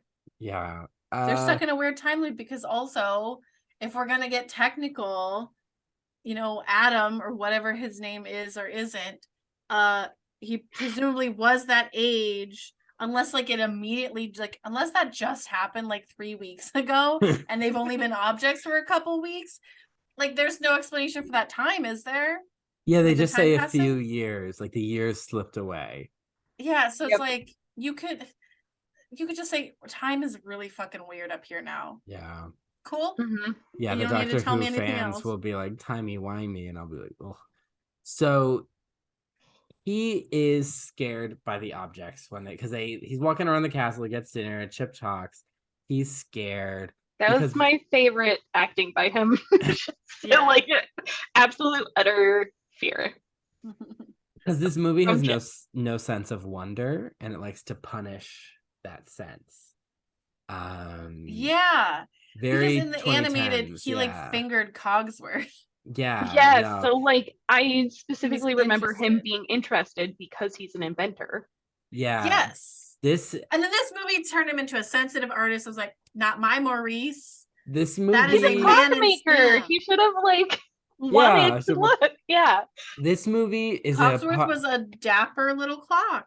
Mm-hmm. yeah, he's a nice looking clock. This movie's it channels very post-Trump America anti-intellectualism because everything's very like this is how it is, and there's no sense of like wonder, curiosity, magic.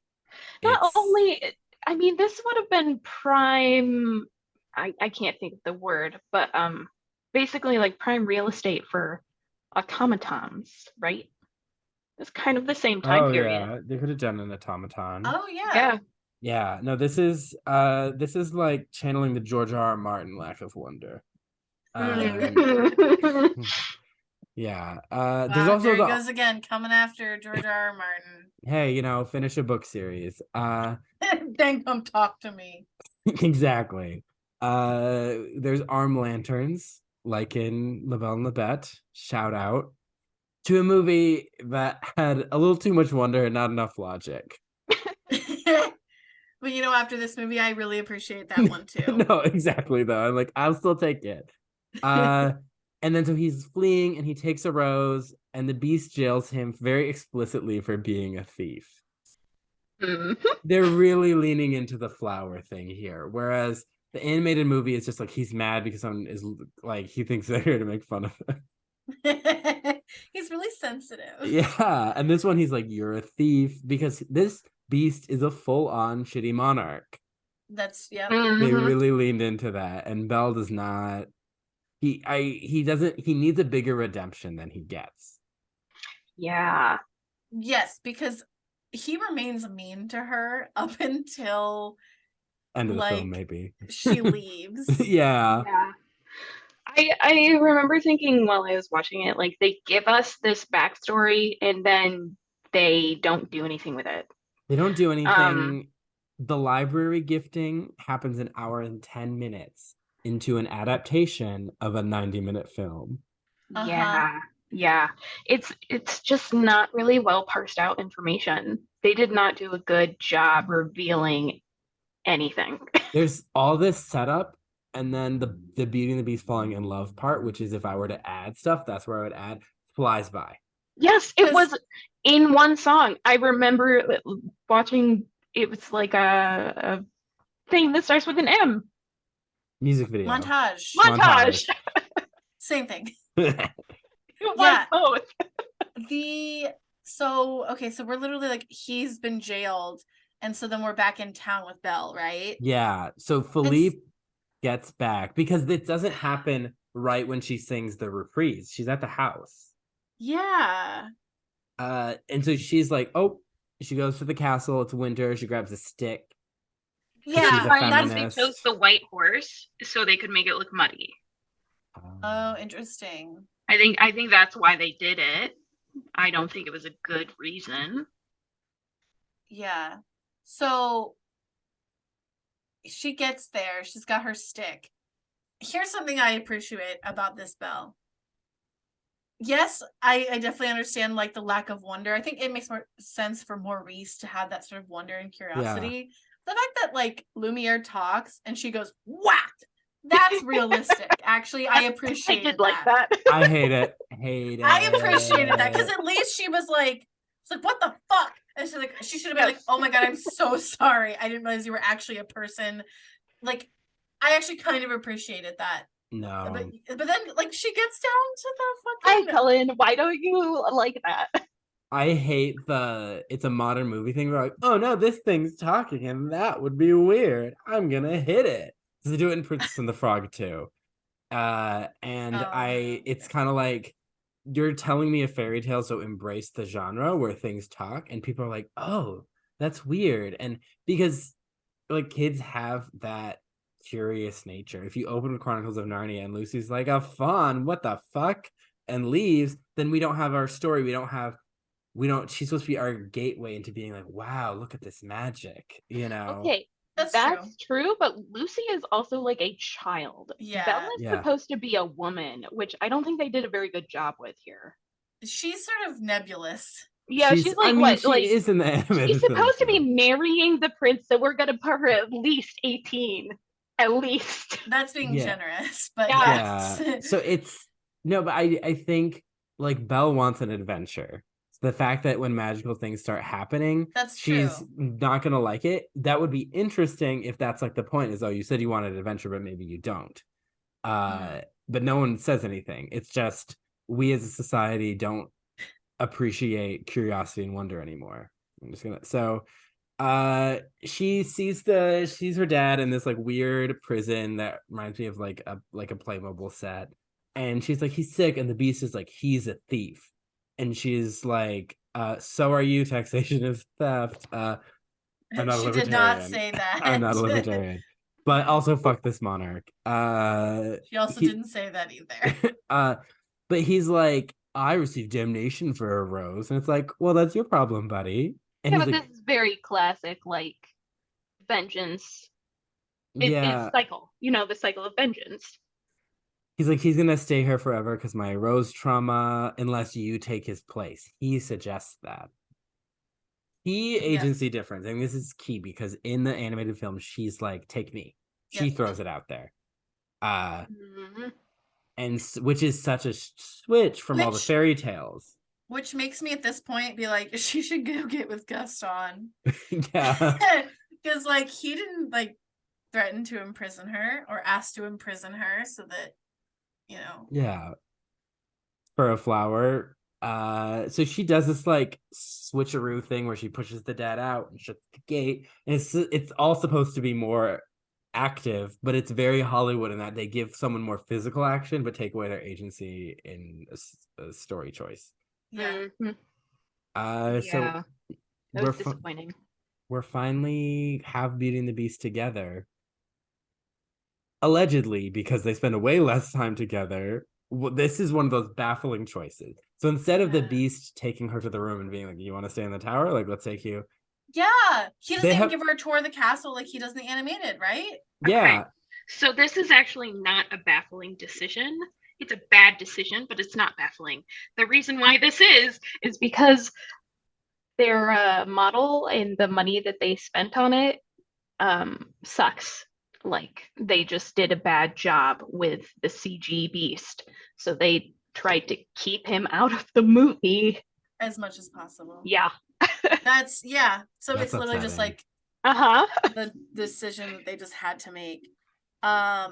And because this is where she's that like, was so strange. I'm talking to a candle. I'm like, this isn't Shrek. That is stupid. That part I did not like. It's like you met a giant beast in a snowy castle, like suspension of disbelief. Yeah, exactly. Yeah. That's where like that all goes out the window. Because like, and then they say stuff about the West Wing, and she's like, "What is that?" And they're like, "It's a TV show written by Aaron Sorkin." It's also this whole scene is very smushed, so they don't. In the animated version, don't they take her to the room first and then she gets the tour of the castle? Well, and then they give her a tour after Be Our Guest. The Beast takes her to a room. Yes, so it's right, but she finds out about the West Wing much later. Yes, like she's been. No. The Beast tells her about the West Wing. When the Beast says the castle is your home now. You can go anywhere you like except the West Wing. Yeah. And he's taking her to the room. Yeah, to the room. Okay. And he's mad at the object. That's the first mention of the West Wing. I don't think she's not really interested in it. The Beast messages it. And she's like, what's in the West Wing? He's like, it's forbidden. So the animated movie gives us this feeling that the Beast is trying to like have this be a good experience, but he's like weird and awkward and a beast. And this one is just like pardon. This one is just like, no, this one thinks she's like beneath him and should just die. Which makes sense for like how we first meet him in this movie. But it's like that's a huge leap, and I already am like, just go be with Gaston. Yeah. Like that's not good. Gaston is supposed to be talk about not knowing who the villain is. This is the 1800s. Everyone's sexist. So at least get with like a hot sexist person. You know, like it's like when the bar's on the floor, because we meet Plumette. She's like dusting. They're playing Instrumentally Home by Chris Daughtry. But they are instrumentally playing. Absolutely are not. If they were, I would have died.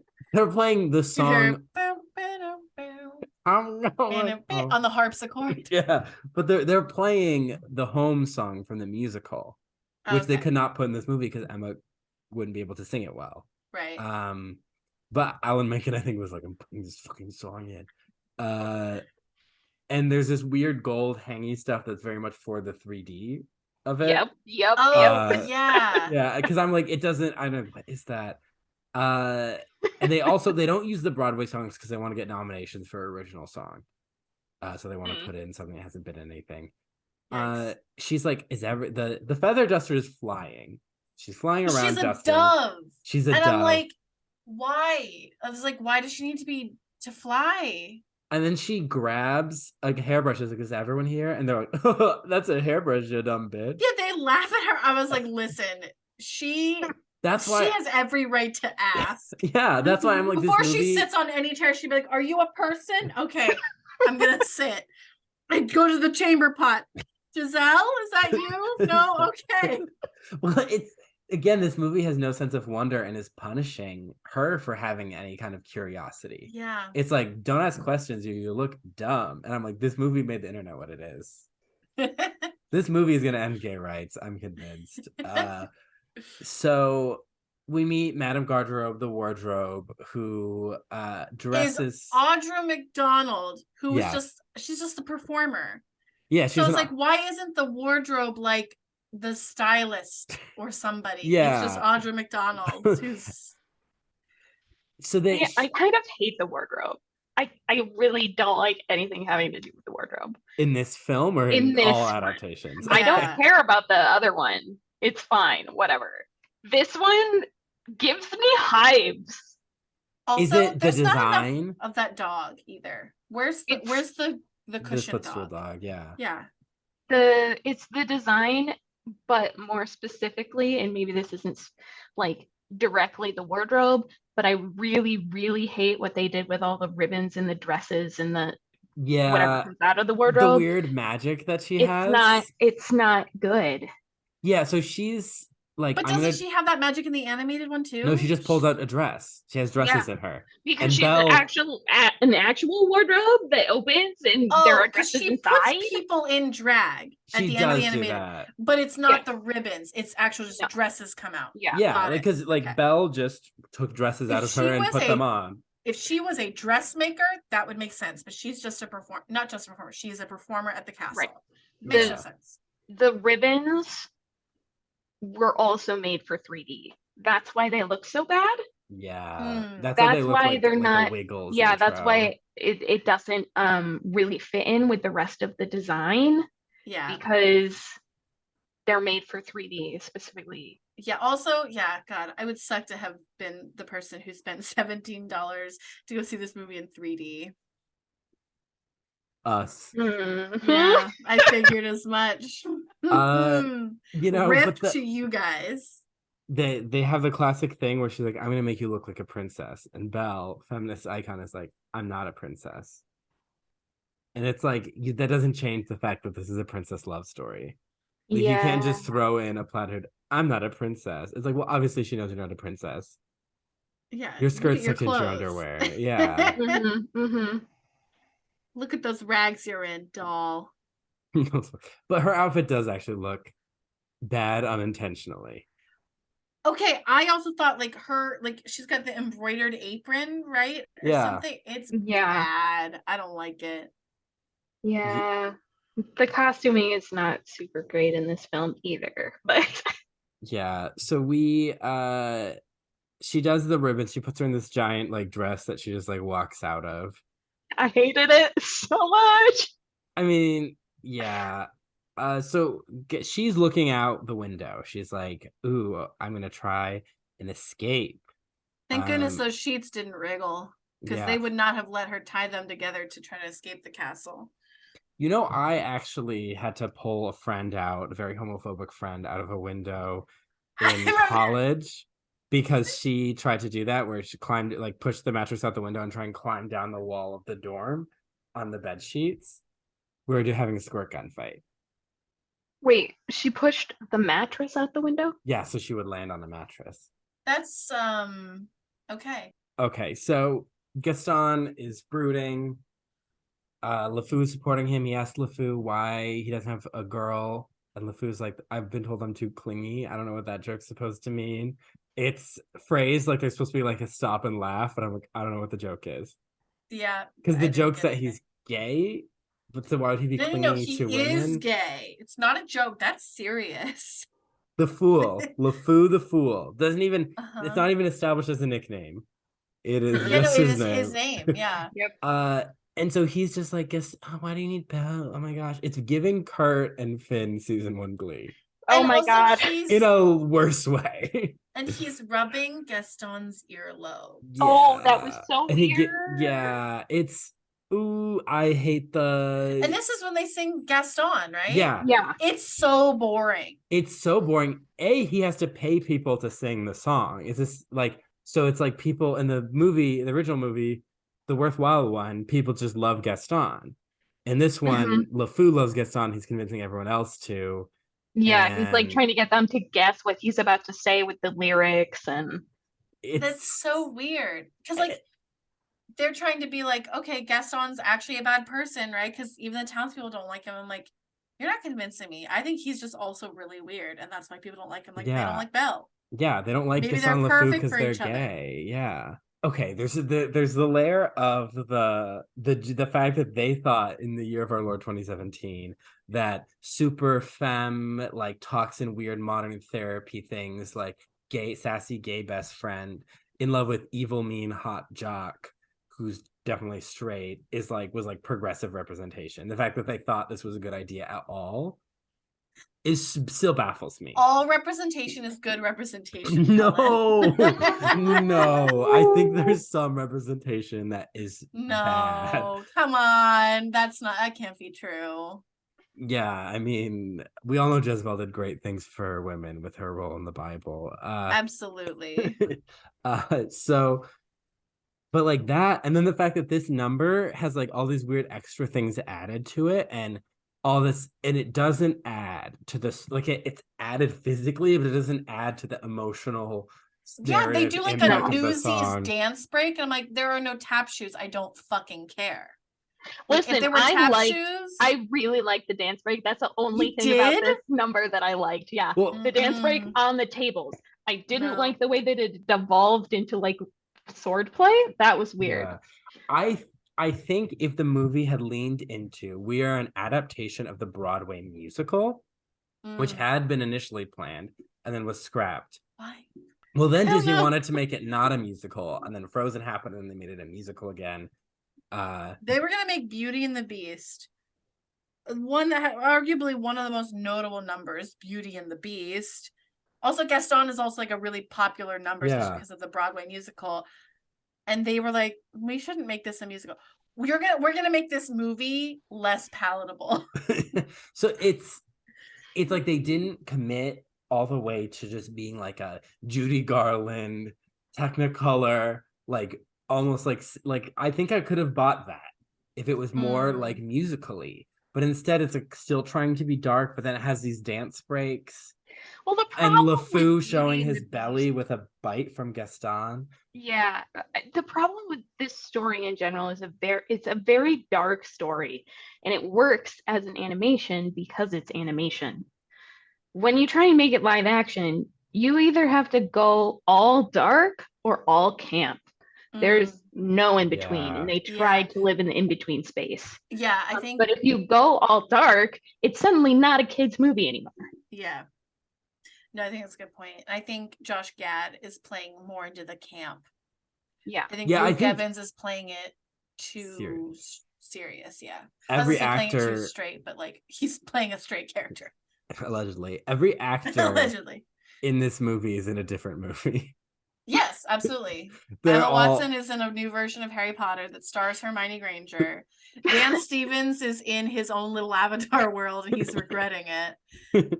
Yeah. It's because they relied on the original movie for tone and they didn't think of the medium crossover. There's also an illiteracy joke in Gaston because LeFou doesn't know how to spell it. Gaston, maybe. And he's like, I just occurred to me that I'm illiterate. And it's like, haha, those dumb illiterate peasants. And I'm like, you realize they were illiterate not because they were stupid, but because they received zero education. Access to education and on purpose to make them powerless. Yeah, they were their political system was based Also, on I need someone to protect me from the Vikings. This movie is like pretty American. And it's like the literacy issues in America is not a fucking joke. Yeah, it's just like they're making fun of it, but it's like he's illiterate because that wasn't required of him in his daily life. You know, like it's if you want that to be a thing, like I hate when we make fun of olden times people as all stupid because they were the same as us. Yeah. You know, Maurice comes in, begs for help. This time Gaston agrees to help him. See, he's being a good guy. It's very weird. It's so weird. He literally takes him out into the woods. There's more not like on purpose, and he does not to try and find Belle. Yes, try and find Belle, or at least to like humor him. Even if he doesn't humor him, and to be like, okay, like if I humor him, maybe this will get me his favor. But he also does not plan. He's like, oh, he doesn't make fun of him in front of all the townspeople, at least quite yet. Yeah. He doesn't plan on sending him to an asylum. No, it's right. Like it's not nefarious. It's literally just like he's humoring him. He's I don't agree that he's out like a good person, but he's like out of every person in that tavern, he makes the most palatable decision with Maurice. Everyone else is making fun of Maurice. Yes. It's because the shades of gray between Gaston and the Beast are way less. I know some people complain that they have similar flaws in the original movie. Like the shade of gray? The shade of gray, the shade of gray of the mocap suit It's there at this point. Gaston he's not great, but he's a better option than the Beast. Yeah. Because also like we talked about it last episode, and I don't even know where it is in the movie. I think it's when they're starting to, quote unquote fall in love. He literally does throw that giant snowball at her and hits her right in the fucking face. And I'm like, go with Gaston, bitch. Because Belle has a concussion for the rest of the movie. That's why. Yeah, that's why she ends up picking him. She's confused. Because the Beast is mad when the objects prepare dinner and set a plate at the table for her. Yeah. And he's like, she's the daughter of a thief, aka she doesn't deserve respect. Or food. Or a bedroom. Yeah, like, yeah, because it's sort of like, we sent her we gave her a room, and yeah, no, he's not. And then they're literally like, hey, why don't we take you upstairs? You can invite her to dinner. And that goes just as well as it goes in the animated, except for worse. Because he's not charming. Less time with the Beast. So really we only see him being mean and awful. So he's screaming at her. And she's like tying up her dresses to climb down. And then the Beast leaves, and conveniently when he looks in the mirror, Belle's just sitting in a corner. She like took a break from her plan to feel sad, I guess. Which, relatable. So he's like, oh, I'm a jerk. And it's like, yeah, you are. Have fun in your castle built with the tax dollars of these villagers. Also, there's this plot line where Cogsworth is like, you can't talk to us that way, but they're like making fun of him because he's too scared to do it to the Beast. And I'm like, this poor little clock man has anxiety, and now you're making fun of him for it. And we already talked about Cogsworth having anxiety last time. But like, we talked a lot about how the objects in the original humanized the Beast. That they were such a smart choice because they show that the Beast is spoiled and misguided and flawed, but that like he loves these people and they love him. In this, and he's capable of love. Yeah, in this, it's like he's an abusive boss. Well, he was abused by his father, and those objects, when they were people, didn't protect him. Yeah. Listen. Okay, we're gonna get to that in that scene. How can we blame? I can't.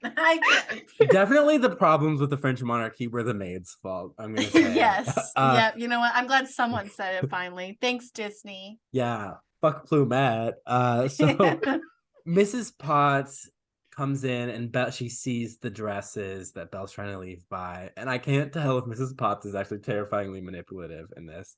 But she's like, oh, that's a long journey. Let's get you some tea. And she sees Chip, and she's like, oh. And then she keeps calling Belle Puppet. Puppet? Like Pirates of the Caribbean? Lyle comes in. Lyle comes in. About Pirates. Like, her Cockney accent needs to be stronger. I was like, really? Does it? Or do we need to calm it down a little? Because, like, I know I'm so fond. Angela Lansbury's accent was like definitely a little Cockney, but like Emma Thompson really just like went in. So it's time for our overproduced Be Our Guest. Again, weird stuff added, some weird Orientalism thrown in, which is funny because it's like that wasn't even in the original. So wow. And this is obviously a newer movie where we're like, yeah, this isn't good. I thought we were gonna stop doing racism. Or at least try. They do. We shouldn't add it. We should take it out. Yeah, it's like you didn't need this one. It's like the start of this song is so fucking crazy. Plumet is up there. She's flying around, holding one of the platters and trying to bounce moonlight. And he's like, basically like, you're not doing it right. It's like she's flying. She's holding this platter. She's a feather duster. She's a feather duster. She's in pain. She is becoming a feather duster as the petals fall. And Lumiere was just uncalled for. Such a diva. I know, and we love Ian McGregor, but still. Do we? Yeah, I don't think I have an opinion. I like him in Star Wars. Never seen it. I don't know how much I like him in some scenes in Moulin Rouge. I will not ever watch it all the way through because I don't like it. Yeah. So okay. He was in Trainspotting. He was really good in Trainspotting. I feel like I've seen him in other things where he's good, but I can't remember him. And he's not even bad in this movie. But I mean, it's fine. Serviceable. It's fine. Yeah. Yeah. So they do Be Our Guest. It's overproduced, and then They're sending her to bed. She's talking to a teapot. She asked the teapot. She She doesn't asked. get to eat anything. No. No, they during don't let Vegas. her eat anything. She, at least That Belle in was animated, she gets so to frustrating. taste things. I know, I was so Yeah. mad. Because it's CG. They don't want to make real pudding. True. That's probably that would have been the smallest part of their budget. Yeah, you're like, that's $10. This is actually $254 cheaper. million This snack pack budget. that we poured into a bowl, cheaper. So she asked this talking, creepy China teapot why she doesn't leave. Why doesn't she brave the wide world of racist misogynists that she deals with her little cup child?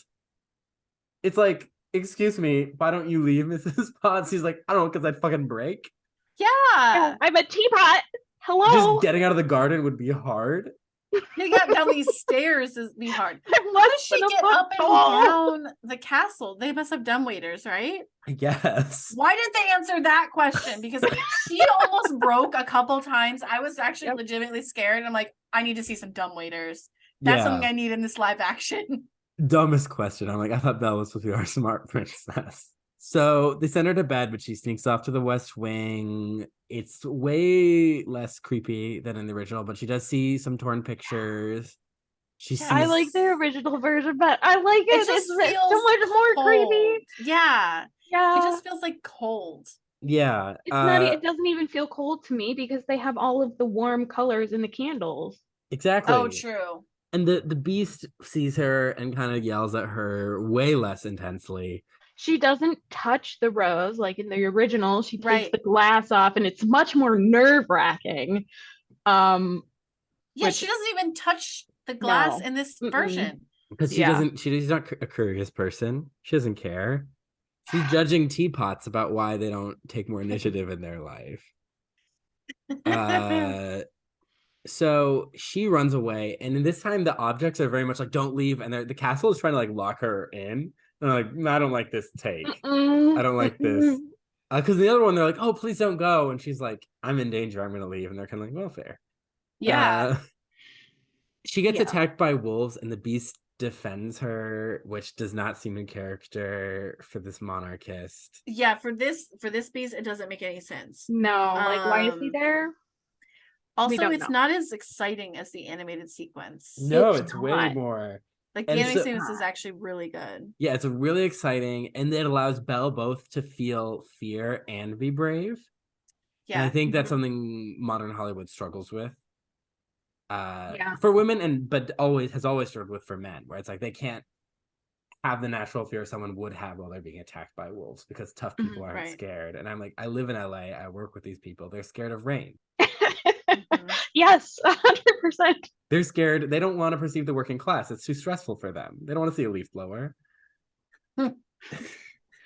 Yeah. So we get this very necessary piece of dialogue where she's like, you have to get up so I can help you. And I'm like, because people complain. It's so funny because people complain. How did Belle lift up the beast in the animated movie? And so we needed this piece of dialogue. And I'm like, oh my God. I didn't even put that together. Dumb. I just thought she was like, basically kicking him, but with words. Like, get the fuck up. But yeah, no, wow, that's crazy. Did we even talk about that last episode? No, because it's such a weird little detail to freak out about. I just kind of assumed he got up. Yeah. Listen, I love the animated version of Beauty and the Beast, and even I had that question. Yeah, but it's not like, you're not like, oh, this pulls me out of the movie. No. It's refrigerator logic. As you think about it later, you're like, huh, how did you do that? Yeah. You know? And this is literally, this movie is like, we have an answer for that. We have a great line. We don't have emotion. We don't have pathos, but we do have an answer. You still don't see it because they can't animate the beast for shit. And also, they have like, doesn't he seem like more injured in this version? Because like in the animated, he has like a scratch on his arm. It's like he can get up, but like this version, like he has a scratch on his back. It's like, I don't know. Did that hit his spinal leg column? is bitten, and like it's like that's a big ask. Yeah. Actually, I'm not opposed to having a more injured version. I feel like the whole movie should have been darker. Yeah. No, I mean, if they're trying to make it like allegedly, is this supposed to be more for adults? I don't Oh, it It's was. not know. more for adults, but I think it should No. have I been. think I think it's it's more less. confusing for children. Yeah. Yeah. I think it's They're like, less. wait, is Gaston the good guy? So Gaston and LeFou, they're searching with Maurice, and he's like condescending, like, "Oh, Belle's probably cooking a warm meal at home," and he's like, "No, there's a beast," and then he screams at him, "There's no such thing as beasts or magic," and so he's being verbally abusive, and LeFou is like, "Think of the war and the widows and the And the blood and the screaming." And I'm bloodshed. like, "Was this This World War is the One?" first, yeah, it's the first moment that Gaston is portrayed as like a very bad person. Yes. And Yeah, then he they proceeds to tie Maurice up to a tree. and leave him for the wolves. Because he's like, Yeah. because Maurice is like, "I'll never say yes to you having my daughter," and I'm like, again, we're taking away the agency. Maurice was not involved in whether or not Belle said yes to Gaston No. in that Uh-huh. movie. It was all Yeah. Belle's like, "Yeah, Maurice no." wasn't even really aware. He says, Was "Oh, he? that No. Gaston guy is handsome," and Belle's like, "And he's awful," and he's just Right. kind of like, "Okay, Yeah. Mhm. yeah." I almost went on a tangent. No, well, I'm doing it. I'm going on the tangent. Almost went on it. Nuh-uh, we're doing it. We're on Let's it. go. Whoop, whoop. Plot twist Tangent is train. that I did not think people still asked for father's approval in marriage. Coming with very traditional religious parents, I still thought that wasn't something people did. And then people were like, no, like everyone I knew who got married did it. And I was like, what?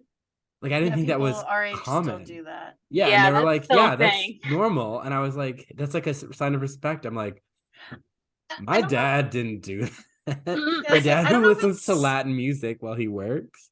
Like, not Latin music, like Latin chant music. Oh, got it. I was like, Yeah. oh, he's listening to reggaeton. Okay. No, he's listening to Gregorian chant. I'm like, that's what I mean. Like, I Love come that from a too. very traditional background, and I still thought, oh, that's old fashioned. People don't do that anymore. Because I mean, I don't even come from a super traditional background. I mean, traditional, but not super traditional. And I was aware of that. Maybe it's just because, women are hyper aware of Yeah. Maybe. what Maybe their that's what it is. marriage life Well, is I think gonna it's because we're one of the things that like kind of I became like re-aware of is that like, oh yeah, the dad walking the daughter down the aisle. I was like, that's something I don't want to do. Like, I know it's a thing, it's a tradition. I don't want to do that. But I don't know if that's something that it's just some traditions of like the woman still being property of the Yep. father. Yeah. This He just- movie is less feminist Yeah. because it's literally It removes her agency in several key points. Oh, yeah. Yeah. Yeah. literally. yeah, And I they remember- like so mad. advertised it as being more feminist, and it's 100% not. To finish the It's tangent, 50% less feminist. 50% at less least. feminist. When my mom and dad got engaged, they announced it at family dinner or whatever on Sunday with my grandparents. And my grandpa was like, "Oh, I'm really surprised by this." And my grandma was like, "You think he was coming here for the meatloaf?" Yeah. Classic Barbara. So LeFou is unsure about murdering Maurice or leaving him to die, but he loves his little straight jock so much. The timeline is made even messier by this. Yes. I'm like, wow. Okay. So they do the control your temper bit. It's worse. But the beast has more of a humanoid like pectoral situation. Yep. I'm not saying it's hotter. I hate it. I hate it. I think it hated makes me it. more uncomfortable. Yeah. Yeah, I was not kidding when I said he looks like he's wearing a furry suit, because they literally made him a furry suit and they put trackers on it for motion capture, and that's what they used for the animation. Yes. It's not good. No, and it's trying to make him sexy in an animalistic way really undoes the point of the story.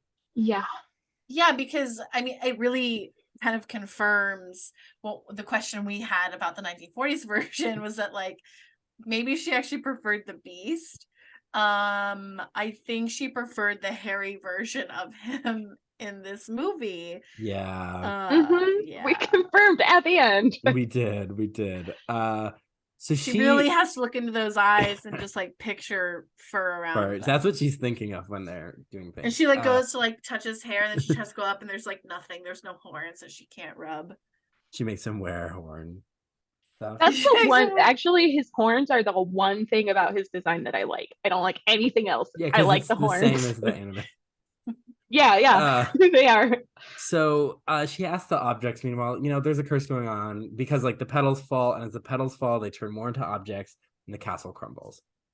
And she's like, "What's going on?" And she's like, "You didn't do anything. You did nothing." And Mrs. Potts is like, "Right, we did nothing. We watched his father, the king in an era of absolute monarchies, take that sweet boy and twist him to be just like him. This boy who was cursed as an adult. We're just poor peasants.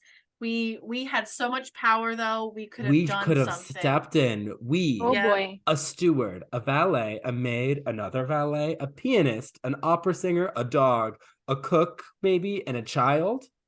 They were literally every single piece of cutlery and all of the dishes. I don't know. I don't know why. Because this movie, there's in the musical numbers there are other servants, but it kind of establishes that it's just these few ones. Yeah, this movie is really strange like that. And so it's like, so these few people should have done something. The opera singer should have been more involved in that. Audrey Donald, I'm disappointed. Life. The dog. Yeah. The dog. The dog. You're saying the dog didn't do anything? This tiny little foo-foo dog.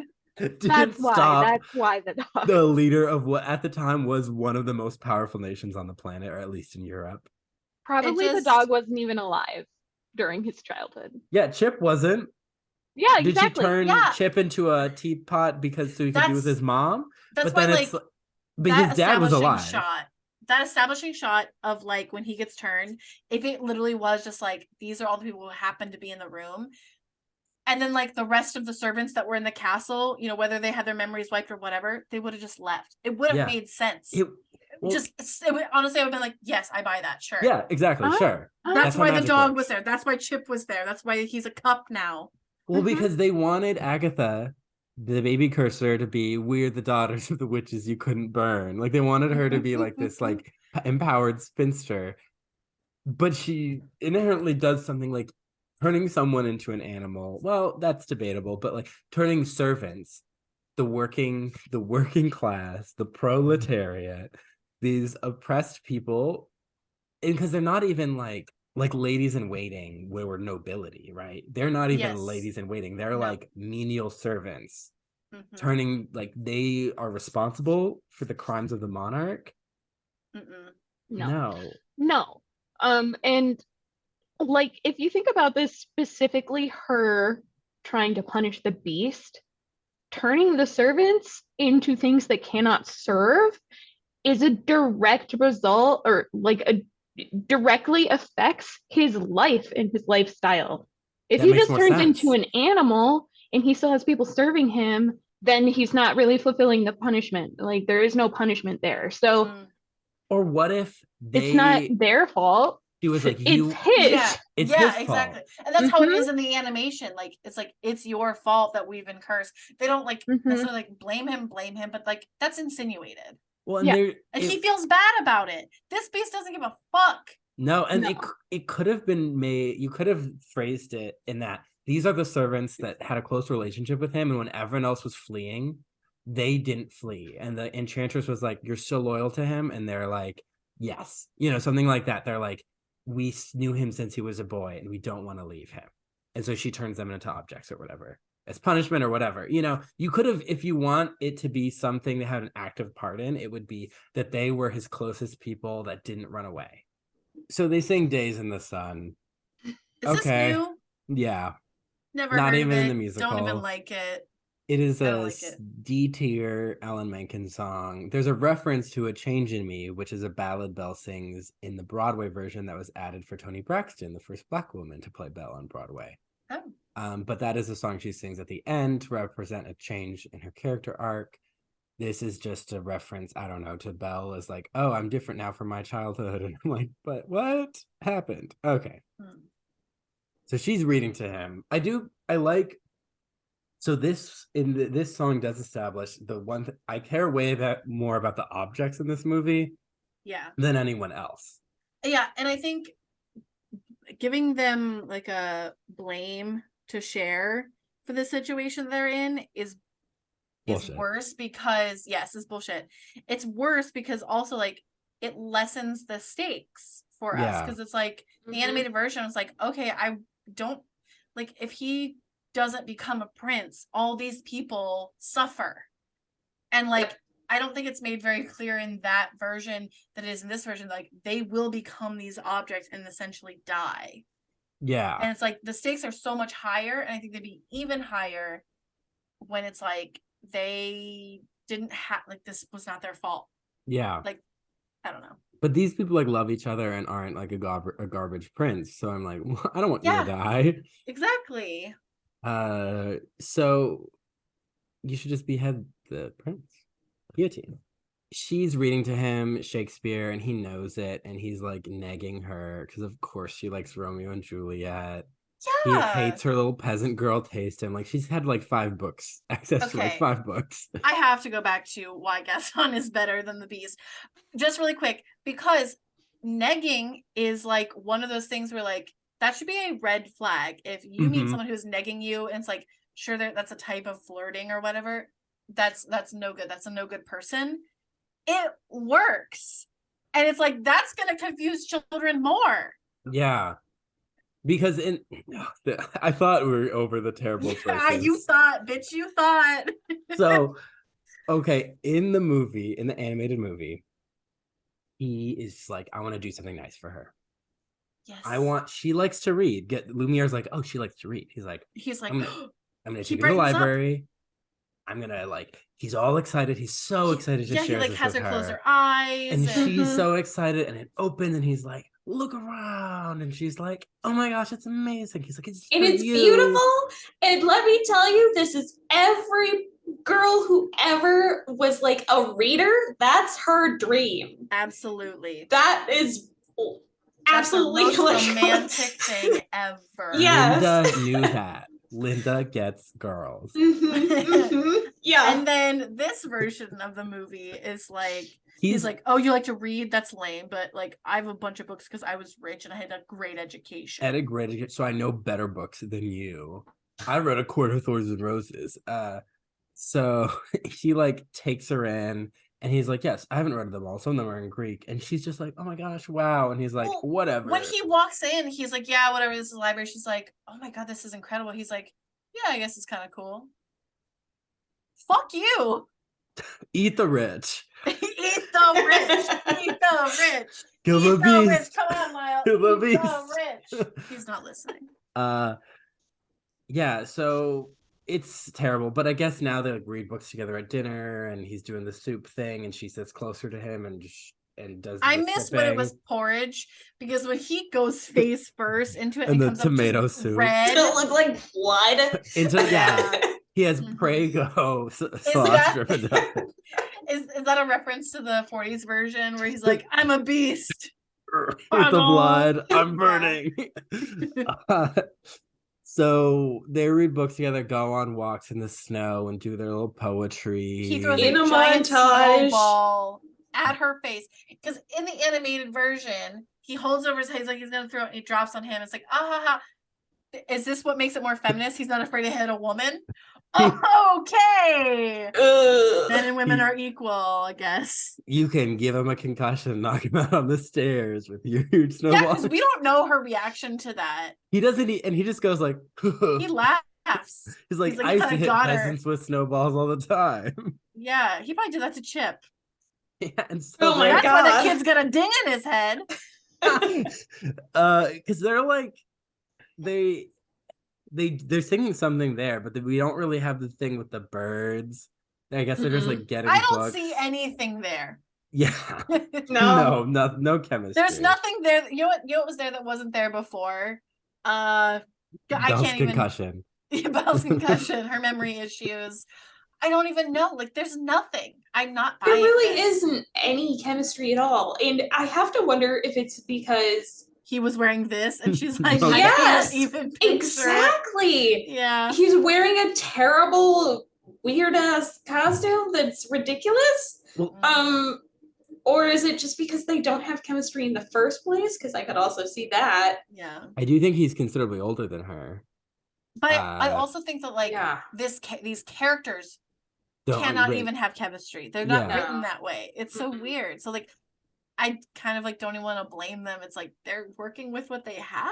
Well, because the Belle and the Beast had more chemistry in the 40s. He's like lipping that water out of her hand, and she's like, I like it. Yeah. So she's petting him. They can't even interact in this. So meanwhile, Agatha the baby cursor saves Maurice and is healing him. There's a cool owl, my favorite character. Buho, because that's how I said it incorrectly in Spanish. And Rafa always is like Buho. It's un buho. So Belle and the Beast are talking because he's trying to cover up that he's reading a romance, King Arthur. Never mind that historically, because they brought it there, so we're going to bring it up. Historically, a romance meant an epic tale of knights. But whatever.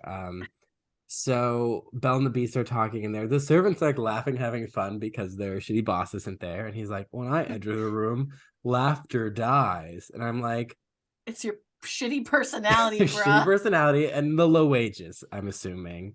Well, they're not getting paid now. This line is so interesting because it opens a door to a backstory that I would have liked to see. Which is, I want to see the interpersonal relationships between the servants and this man, the Beast. And I want, so his change into the Beast is supposed to make him actually more human, right? I mean, that's sort of the arc of the story. Right. But, well, his story, not Belle's. I would have liked to see him being a terrible person to the servants and then being turned into the Beast, realizing that all of the stuff that he's lost, and then like actually understanding that his servants are human, even though they're not human anymore. And then having like building a relationship with them. And seeing how that could have worked. I think that would have been movie. So way more interesting movie. If we want to make a 2-hour Beauty and the Beast movie, I think that is a more interesting way to it's darker and more realistic. Yes. You know who should direct it? Guillermo del Toro. Yeah. That'd be interesting. Yeah, my dad. I know he's a fan of the 40s. Your dad. Yes, your dad. Yeah, he's a fan of the 40s version. Well, because it could have been interesting if you even saw that he was like a dick, but these were the people he sort of cared about. Even if he's like, hey, get me this. He's like, they're the closest people in his life. Right, exactly. And the king is there and is an absolute jerk to even him. And then the prince turns into a beast. The king wasn't in the room at the time. And the king is like, well, screw you. I'm so is the king still alive? They don't explain. I just assumed he died and that like then he would be king, right? He wouldn't be a prince. Right. So the king is alive, I guess. Okay, for the sequel. What is God. Well, because I think he's gonna. You could have done something with like the king's such a jerk and he turns into a beast and he locks him up with the object servants and is like, like maybe his father left to go rule somewhere else, so he was in charge of the castle. He's accidentally kind of running it into the ground because he doesn't have any leadership skills and doesn't see people as human. And then he gets cursed, and his father comes back and is like, "Well, guess we're not related anymore. Bye." Yeah, I'm gonna go get a 14-year-old wife and get some new kids. Yep. Every time I think we've made it through the dumb choices. So he shows Belle his magical teleportation book. The port key. That he has, and he's like, it's a curse because like the world isn't a welcome place for people like me. And I'm like, you could have gone to a jungle. I don't know. You could have gone anywhere. Like the only thing that you can't do is interact with people on a daily basis. Yeah. But I mean, I'm sure you could have won over some village people by being like not a dick. Doing the YMCA. Yeah, doing the YMCA. So they go back to her childhood home in Paris because we were all wondering the Paris of her childhood. She was a She baby. did not grow up. Infant. This was not her childhood. That was her infanthood. She does not remember. And she sings a little song about it, because an artist loved his wife. I'm like, we assumed that Belle's mom died of, I don't know, childbirth sickness, the thing that like people died of in olden days, the plague. She got a paper cut and she got an infection and she died. I'm sure. Yeah. So they're like, oh, she died from the plague. And I thought, when I first saw this movie, I thought, okay, it's gonna be either they bond over their moms being dead, or it's a conflict point because the plague was mismanaged by his father and he like put all the plague people in a plague ward and burned their town or whatever. That's a more interesting movie. That's a more interesting. But I'm like, we're just going back to say, yeah, she died of sickness. Like, still most people today when they die, it is because of sickness. Yeah. Like, well, there was not even really this question of that Belle wanted to know more about her mother. She just kind of mentioned it at the beginning, and then she's been. Well, she said, "Tell me one more thing about my mother, Dad," and then he does. Like, there's no conflict there. Fearless. Yeah, like Taylor Swift's second album. If they wanted to have this be at least in any way tied to her relationship with Maurice, then she should have said something like, "Tell me how my mother died," and then he could be like, "No, it's too painful," and then she could go and find out. Not that it would be any more useful to the story, but at least it would have some ties to the beginning. The mother was the prince's governess. And this is getting in some Tale of Two Cities shit. The king maybe like mistreats her or tries to take her as a mistress. She dies from his abuse or venereal disease, and the kid and Maurice flees with Belle, or like something happens to one of the royal children and he blames the governess, if you wanted to like have her relate to it something. Could be there. Yeah, it could happen. But is this actually them connecting over their dead moms? No. I think the point we're supposed to take is she's like, let's go home, and she starts singing the Chris Daughtry song. Yeah. But like, I forgot that he had a dead mom. Yeah. That happens later, right? That happens in Days of the Sun. We see that the mom died. Oh. There's like that weird flashback. There's like one moment of him standing next to his mother's bed. Yeah. I'm like, again, this is very common in this time period. This is where I'm like that woman in Kimmy Schmidt. I've seen Cinderella. I know how you people treat the help. Where it's like, I've seen a fairy tale movie before. I know people die. I know that you never have a mom. Yeah. So Maurice comes back and LeFou's feeling bad about it, but he's like, Gaston tried to kill me, and the priest is like, yeah, that's what he said, and Gaston is like, he's crazy, and he's like, Agatha saved me, and he's like, she's an old hag. No offense. Yeah, who's gonna listen to her? And he's like, LeFou, are you? And obviously manipulates him in front of everyone. Yeah, literally like gets like real close to his nose. And I'm like, these people are dumb. They're gonna lock him up. They saw the emails. So we get the makeover scene. It's longer and less funny than in the cartoon or the animated version. The wardrobe uses gold magic to make designs. What the fuck was that? They wanted something fancy for the reveal of this David's bridal prom dress. So bad. This one. Like, a girl could wear that to her high school prom, and I'd be like, you look great. Like you look great for your high school prom. Nice choice. Mm-hmm. For a magical fairy tale period piece, especially one that leaned into the period. It is not Hilary Duff in a Cinderella story. That dress specifically ties my brain to Hermione because it's very like similar to the dress she wears. I haven't even seen that movie, and it does look like that one. Yeah. Why couldn't they have gone for some slightly period or even a similar adaptation of the animated one? I think the silhouette is wrong. At least in the Cinderella movie, where they snatched her waist like crazy with CGI, but like at least the silhouette was the same. It made sense. The silhouette for this, it should be her shoulders should be sort of there. It should be sweeping across, but it's not. I know they made a big deal that she didn't want a ball gown. Yeah. She didn't want what? a corset. That was the big deal. That doesn't matter. You can't tell, doesn't matter. because the reason corsets are so terrible for actresses is not because that's what it was like in the time period. That's because what Hollywood directors put on women. Yeah. A corset was more equivalent to a bra. So it's not like, Yeah. I know like bras aren't always the most comfortable. So I'm not I saying have corsets actually were fine. considered getting corsets specifically made for my body type because they work better than bras. Yeah. Corsets were No. made for your body type too. Yes. Yeah. Yeah. So Emma Watson is a skinny Hollywood actress. The fact that she didn't wear a corset, couldn't tell. You could have told me she wore one, I would have believed her. Yeah. And You that's know? fine. Yeah. And that's the thing, is like, you don't need the corset. You just need the dress, nice dress. to look. Yeah. It can like- look like a corset without being a corset. I think this looks like a corset without it being a corset. Like, I It think does. like you have the shape and like you see the way the fabric is, like it makes sense. It just it doesn't have, I don't know, like anything that makes it feel magical or fairy tale or period. No. Or Belle. anything. It doesn't Or look like Belle. Belle. It doesn't look like Belle. her dress. It doesn't look adult. No. It No. looks like she's 16 going to prom Yeah. for the first time. Yeah. Which you The could only tell, thing- you can make fairy tales teen romances.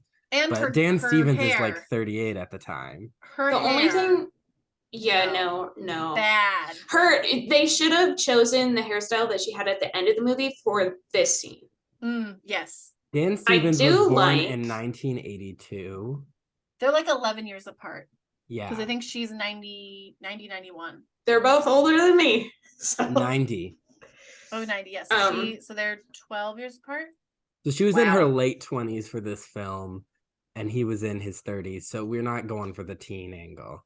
Yeah, no. no. I'd say she's like 21, 22. Like, that's how old Belle's supposed to be, I think.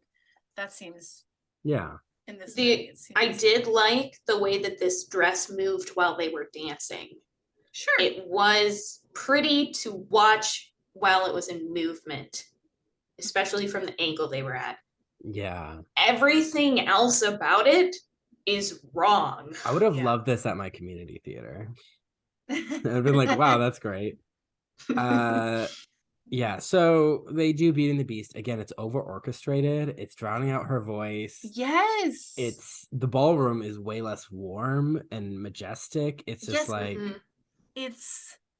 I think it's that lack of the deep oranges, like those tones. Like, it just doesn't feel inviting. yeah. Well, I mean, they were going for Rococo, which is like very classically gold, but like yellow gold and kind of bronzy in You here, can- and it was like not You great. can take a design and go with it, right? Like so Yeah, like they didn't need to stick with it So, like, the way. Yeah, Gothic, we associate it as dark because we see it with ruins, but Gothic things were whitewashed. They were like bright white, like a Disney World castle, you know. But when you can still take that and use that architecture to make it dark because that's how we feel it should look, and it still Yes. reads as historical, you know. Mhm. So it's you're not bound by Rococo can look so many different ways, Yes, you know. they did it wrong in this movie. Yeah, By the way it should feel, not By the way it should necessarily the feel, way it should yeah. look. They didn't use emotions correctly in like color schemes and stuff like that. yes.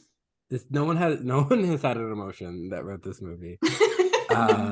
So they do the song, whatever, and then he's like, he doesn't ask the same question, are you happy here with me? It's something like, could you be happy or something? And she's like, There's something He's- about like him. Could you see yourself loving a beast, or like something like that. And she's It was like, like, she's I like, feel "I don't foolish know, I for could've." asking this, but and she's like, can anyone be happy if they're not free? Yeah. So really establishing it's kind of in the animated movie, he does say you're no longer my prisoner, but she chose to go back, right?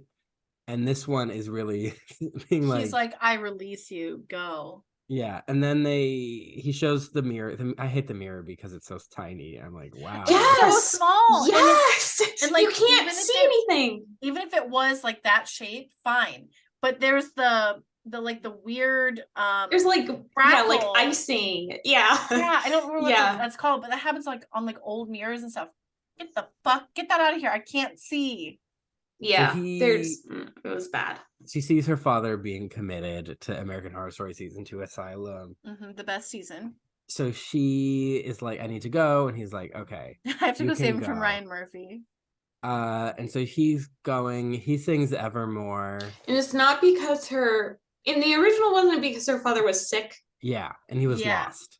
Yeah. He was like, wasn't he trying to come after her, right? Yeah. So here, it's this one is because he's getting captured. Yeah, so I'm assuming it takes them 20 minutes to walk across that town square.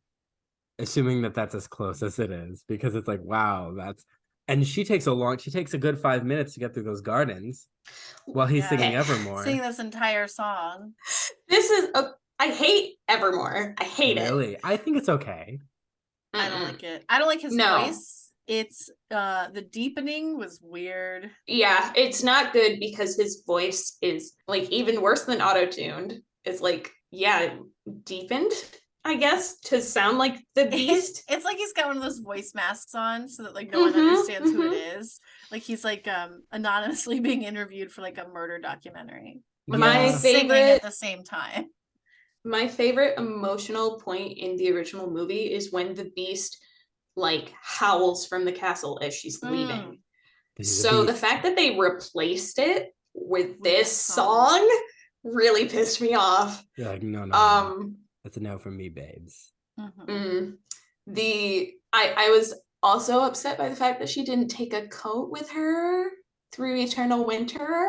Yeah, she doesn't even change, like, she doesn't change her I guess garb. because they're literally taking him right at that moment. Well, I think the actual reason that this happened is because they wanted you to be able to see her running through the gardens because she's a little yellow dot. Yeah. So she shows up as they're dragging Maurice away in her bright ass yellow ball gown, and no one bats an eye. And they're like, he's insane. He's a danger to himself and others. And he's talking about a beast. And he's like, yeah, I just came from the beast. Here's my mirror. And the scene is so out of order because in the animated one, Gaston is like, oh, marry me. You know, like she sees him being manipulative. And then she's like, no, the beast is gentle and kind. And he's like, oh, you have feeling for the beast.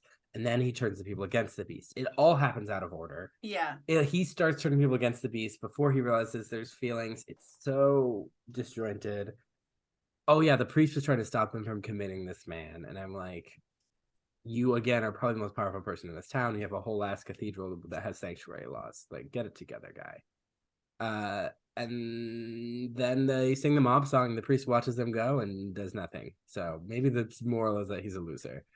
There's like a major point of Gaston getting the villagers hyped up to go kill the beast in the original movie, is when he notices that Belle is in love with the beast. Yes, and they do it before he notices that, or even it's now he's just trying to cover up the murder attempt. Yes. Yeah. Which is way less of an interest. Because they were like, oh shit, we made him seem like too good of a guy. We really gotta just like make sure that we know he's murderous. So that everyone's like, okay, yeah, she should be with the beast. Yeah, and so they lock her up in they read her emails, they lock her up in the cell, and they're singing their little mob song, and LeFou is like, I feel like the wrong monster's been released. And I'm like, that's not original, right? That's not there. We didn't need this half-assed arc. That's because they wanted the little scene with Mrs. Potts later during the fight. The fact that there is a singing theatrical candlestick in this movie and the one they decided to make queer or bisexual, gay, anything is the village idiot. Yeah. You could also read Cogsworth as gay in this movie, which, I would have taken Ian McKellen. Cogsworth in love with Lumiere. Yeah. That's at least a more interesting story. Yeah. So they sing the little song. Bella's like, I know what happened to Mama. Because now we're using she French. says it so English, and I was like, I'm pretty sure Emma Watson knows some French. And so they Maman. I was like, excuse me. Yeah, they really emphasize the N, and I'm like, yeah, no, Maman. The French don't believe in consonants. No. So she shows the rattle that she stole from her time travel that probably has plague germs on it, and they do the. Those really incubate for a long time. She pulls out her bobby pin and they get out of the lock. and Maurice distracts the asylum guy, Ryan Murphy, so she can lose her dress and run around in her underwear one last time. She is odd. She's riding up to go save them. They break into the castle. The mob is equal opportunity now because they don't even break in. They let them in. Yeah, and they through trick that them. ugly ass door. And so they're fighting. The objects are definitely have the upper hand even more in this movie. Yeah. Because the maestro is squishing LeFou, and Gaston obviously is like, I'm leaving you behind. Yeah. And then Mrs. Potts almost falls because she sees Mr. Potts. She's like, yeah, my husband. Then LeFou catches him, and he's like, catches her. Yeah, and then he's just like, okay, well, we're gonna fight now. Because And she's like, she sprays everyone again. Yeah, and he's like, I used to be on Gaston's side, but we are so in a bad place right now. And I'm like, and she goes, You're goes, too you good deserve for- it better. You deserve me better more anyway. like Something you're that. too good for him. I'm like, you don't know You're this too man. good for him anyway. You don't know this Ugh. man unless they knew each other pre-curse. But then how old are all Not these only people? that, but this man is invading your castle. Yeah. You deserve better. business. You deserve a Potts. dungeon. Sorry, Dame Emma, but I think Mrs. Potts is a villain in this. I think she's being manipulative. I think she's like, whatever to get this little gay on my side, whatever to get this little Belle on my side at the beginning. But in a way, I can't blame her. She's trying to save her child from turning into a cop for the rest of his life. So yeah, they fight. The Audra McDonald comes out. She almost crushes Cogsworth's wife. She does the harpsichord have a moment. She does a gender dysphoria to the villager, and the one guy really likes it. He like sachets away, hunty. And she's like, "Be free." And I'm like, the gay need to be stopped. I love this gay representation. Woo! This will end gay rights. Clarence Thomas will play this in the Supreme Court. I'm like, they need to be stopped. Audra, don't do this to her. She doesn't. Also, isn't this also where she like jumps down? She goes, now the fat lady has sung. I was like, Audra McDonald is not fat. How fucking dare you? No, she's literally just a middle-aged woman. She's literally just not a 13-year-old. So Belle arrives, her underwear is tucked into her underwear again. Okay, but Stanley Tucci's harpsichord, he spits what we find out are his teeth. He spits the keys out at people like bullets. Well, we knew the keys were his teeth before because during Be Our Guest, he was like, I'm gonna play this, and then he has a toothache, and then he's like, I'll play through the dental pain. I missed that. Comedy gold. Also, you know what I noticed that they didn't say? If it's not Baroque, don't fix it. Yeah. How could you give up a pun like that? Because this movie's garbage.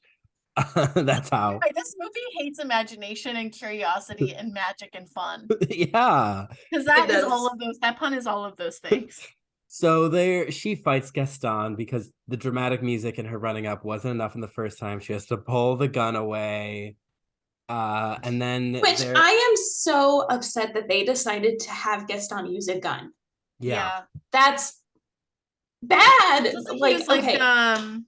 He has a boat. He has a bow, and then he has a knife because it's raining and you couldn't shoot a gun in the rain at that time. Well, I don't even care about that. I was not questioning the logistics of it. But knives are so much more personal. You have to get in someone's space. You have to actually stab them.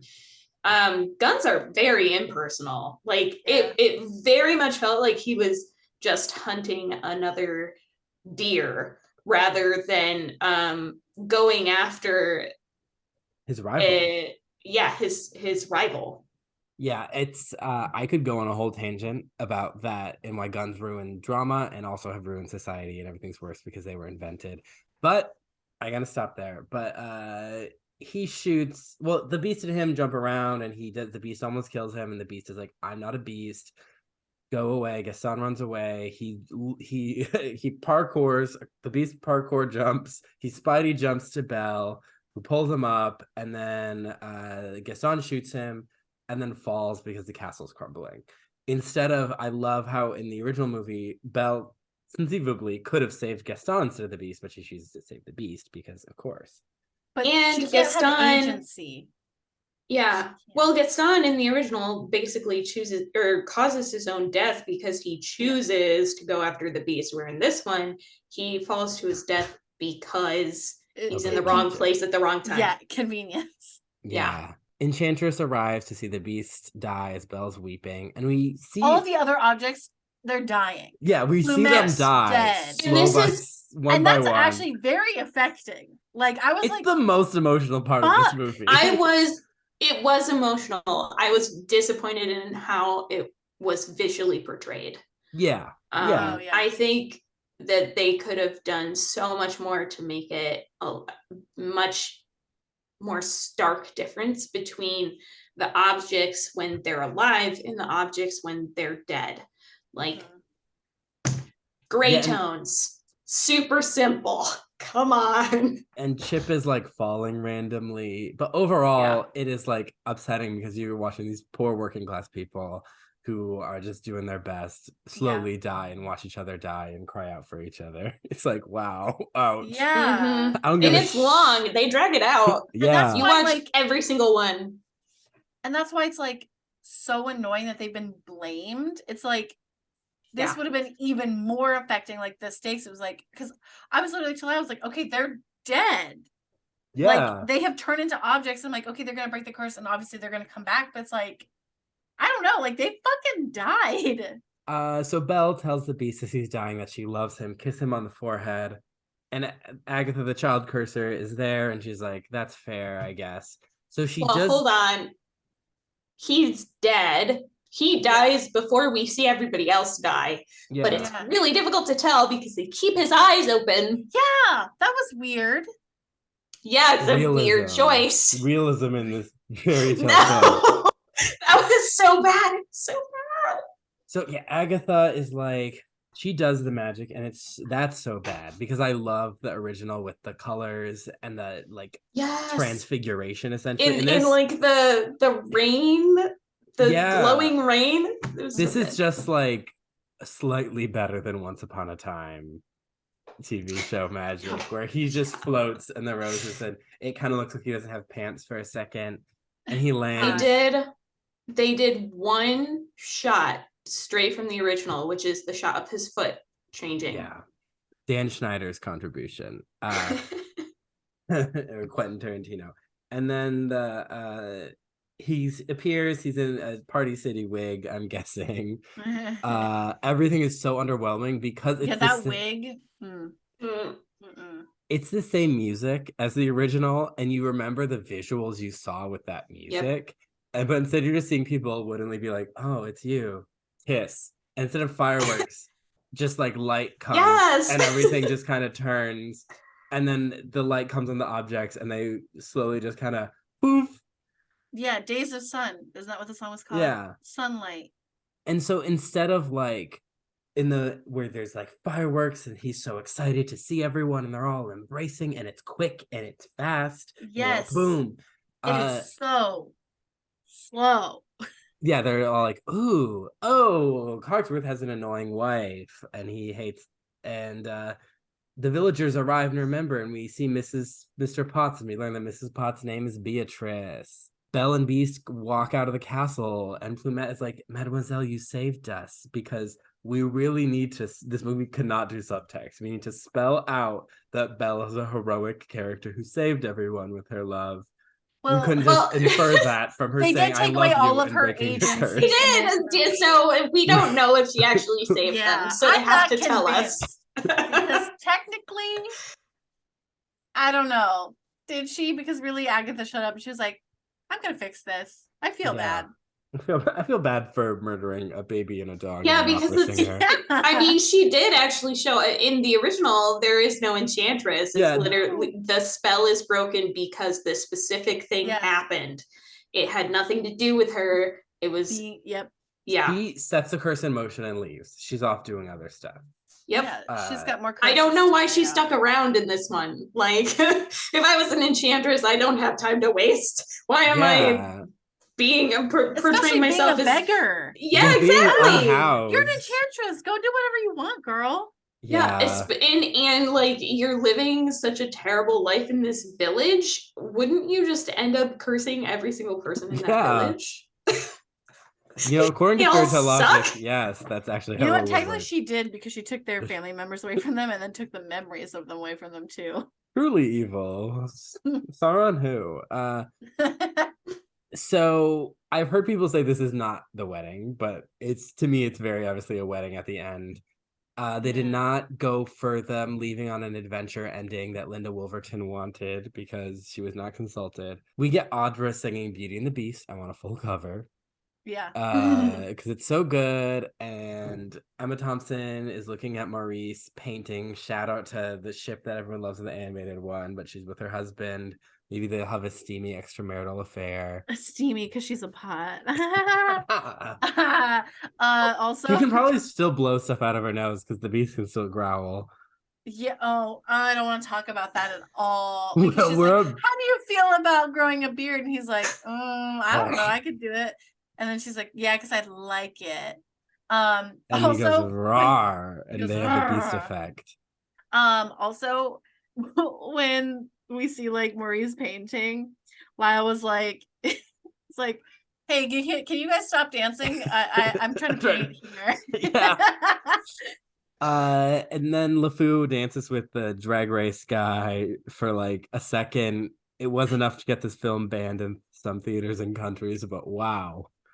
Go girl, give us nothing. Yeah, really.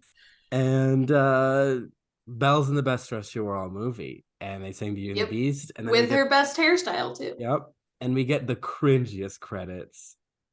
I didn't watch the credits. I've seen better My God. AMVs on They YouTube. literally they look directly at the camera. It's like they're in like a sitcom, like everywhere you look. Yeah, like that. And like Gaston poses with his gun. LeFou's like, gay. Yeah. Yeah, literally. I'm gay. He also, so Lumiere like kind of like does this like weird arm thing. Belle just stands there, of course, like she does with everything. Spins later on. It's very much because it ends with Potts them has a teacup. It zooms out through the castle and you see all the objects like waving and the beast and the doors close. Yeah. Yeah, it's Celine Dion singing. This was definitely a choice made by the man who approved the Twilight Baby. Yeah. This is the man who brought us Renesmee. This footage was basically like, I think it was just like they had the camera rolling while they were doing like marketing stills. Yeah, marketing stills. And I was like, we're just gonna have the camera rolling. And then Bill Condon was like, I love this. We gotta use this for the credits. And the editors are like, are you sure? And he's like, yeah. They did that. They did those credits in Canva Pro. Let's quickly, we talked so long about this movie. Let the vibes and the aesthetic, the music. The vibes are fucked. Yeah. They're okay. The song, none of the songs in my mind are garbage because it's Alan Menken. So even a bad Alan Menken song is like serviceable, but they're all D tier and the covers are all worse version. You would never choose one of these covers over the original. No. And I don't like Evermore. I don't either. I didn't like it. Yeah, Tell Taylor Swift or the Utah-based LARPing theme park. Visuals. The castle at times can be cool, but overall I thought it was ugly, made no sense, felt weird, felt nope. Everything is stiff, lacking energy. Yeah. The town literally felt like a set. And I was like, there's I can tell. Yeah, there's no unity, there's no color scheme, there's no there is a color scheme kind of, but it's bad and they don't really use it well. There's no like good setting up of the scenes and the actors to have like good body language. Yeah. So it like just the basic art form of a film is lacking. No artistry. No, the composition, just a cash cow. Very basic, like the very basic composition setup of the way that the screen is going to look with all of the colors, the lighting, everything like that has given way to what they thought was going to be really great CGI. They let the basics go so they could focus on designing things for the CGI, and it was a bad choice because you always start with the basics. And you can tell. It's almost like having an entire castle of moving talking objects. It works really great in animation where you have to draw everything, but maybe not so great in live action. You know, that where relies on human objects expression. look bad. Yeah. All right, let's talk about our characters and costumes. Here's our protagonist, Belle. Do we root for her? No. She is flashing people constantly. She has no wonder. She's a less emotional, less wondrous version of an iconic character. She's instead of like, oh my gosh, I'm on this adventure. Jack and the Beanstalk. Yeah, that's why. No, she's just like stiff. She's just kind of like she is the whole time. Yeah, she's just kind of like, okay, I guess I'm figuring this out. She's not like, I've never been in an enchanted castle before, you know? Yeah. Like, her outfits are all bad except her finale dress. I don't think that was very good. I didn't like any of them. No. I didn't like pretty much any of the costuming. No. I thought it was all terrible. Once again, no unity. I liked Audra McDonald, but she did feel very out of place. Yeah, she felt like she was in a good movie. I want to talk about Stanley Tucci for 45 minutes, but I won't. Wow. He had like 0 teeth at the end because he spit them all out. Wow. Let's talk our mocap beast. He looks bad. He is a heartless, so bad. And he's a heartless bad monarch who should be deposed. And his arc is not sufficient enough. He's not given enough redemption. I don't get why Belle likes him. Maybe it's because they're both boring. Maybe. They should have gone with a more realistic, darker version of a backstory for him. They should have raised the viewing age slightly. And they should have stuck with at least a basis of the original design for the beast, which was, let's see, part lion, wolf. Yeah, part lion, wolf, and gorilla. Yeah, he never walks like a beast. Yeah. He walks on his twos. If you think about all of the times that you see the beast, you see the beast with cloaks on, so you never see his full design because they didn't design it. You see him in a tub, sure, so you can sort of see the torso, but you don't see the legs. When you see his legs, when he fights the wolves, he's on the ground. You see his legs, you see sort of how they're designed. They don't look realistic to any animal that we know of. It's not, I don't think they probably had a creature designer on this one, which is a bad choice because the beast is a creature. Yeah, he's a beast. Yeah. Hold on. Yes. Yeah. They should have put a lot more of their money into actually creating and animating a creature. Well, the fact that the beast looks so much better in a 1940s film made in post-war France as opposed to a $254 million film. Yeah. I want to know where all of that money went. I want to know specifically where it went because... Well, if we're looking at this, okay, this looks like a practical set. Yeah. So maybe it's like the Crown situation where they put a lot of... No, actually, I think there was... Yeah, I think there was quite a large practical set for this movie. Yeah, which is unfortunate because it looked bad. Yeah, it did. Yeah. I think because they made him shittier because they wanted Agatha, the daughter of the witches we didn't burn, to be good. So they needed it to be justified, not typical fairy enchantress logic of you're kind of a dick. I'm going to overly disproportionately punish you. I'm going to make snakes coming out of your mouth. I'm going to kill all the firstborn children in your kingdom. Like that kind of thing. Frogs and locusts. Yeah, like no, but like the stuff that supernatural beings the enchantress. Do. Yeah. God is an enchantress. Ariana Grande said it. But like like the stuff that supernatural beings do isn't always fair by human standards, but they wanted to make it so he had to be really a dick. But in the movie you get the idea, the animated one, that he's spoiled and he is a jerk. but he's not like a heartless, overtaxing people. I don't care about human life. I don't think that's necessary to change it. It can work. Yeah. Like, we have to deal with spoiled people all the time, and they're like really heartless because they're spoiled. I think that's an easy thing for us as audiences to take down. So like, you don't have to be like, oh wow, he was like a dog, and it's just like, he also did human rights violations. He could have just been a gun variety jerk. Yeah. Do we ship them? No. No. No. No, not in this movie. No. I think because, you know, Hannah, as someone who didn't love the original that much, did say the thing that she buys was their relationship. Yeah, like, and that's not, they lost that's completely gone. And again, like, really up until the part where Gaston ties her father up in the woods and leaves him for dead, I was like, I think she should be with him. Because like, that's the only suitor who will take her, kind of thing. Yeah. But I think she should become a nun, actually. Yeah. She'd honestly, in this time period, that would have been very enjoyable for her. She would have focused on like books. Clearly. She could, maybe she and LeFou could get together, and then, you know, they can have their own lives and they don't have to deal with anyone else. Maurice, best character in the like best characterization, best performance. Yeah. The objects also were, I did connect with them, even though I hated their designs. I kind of like Lumiere.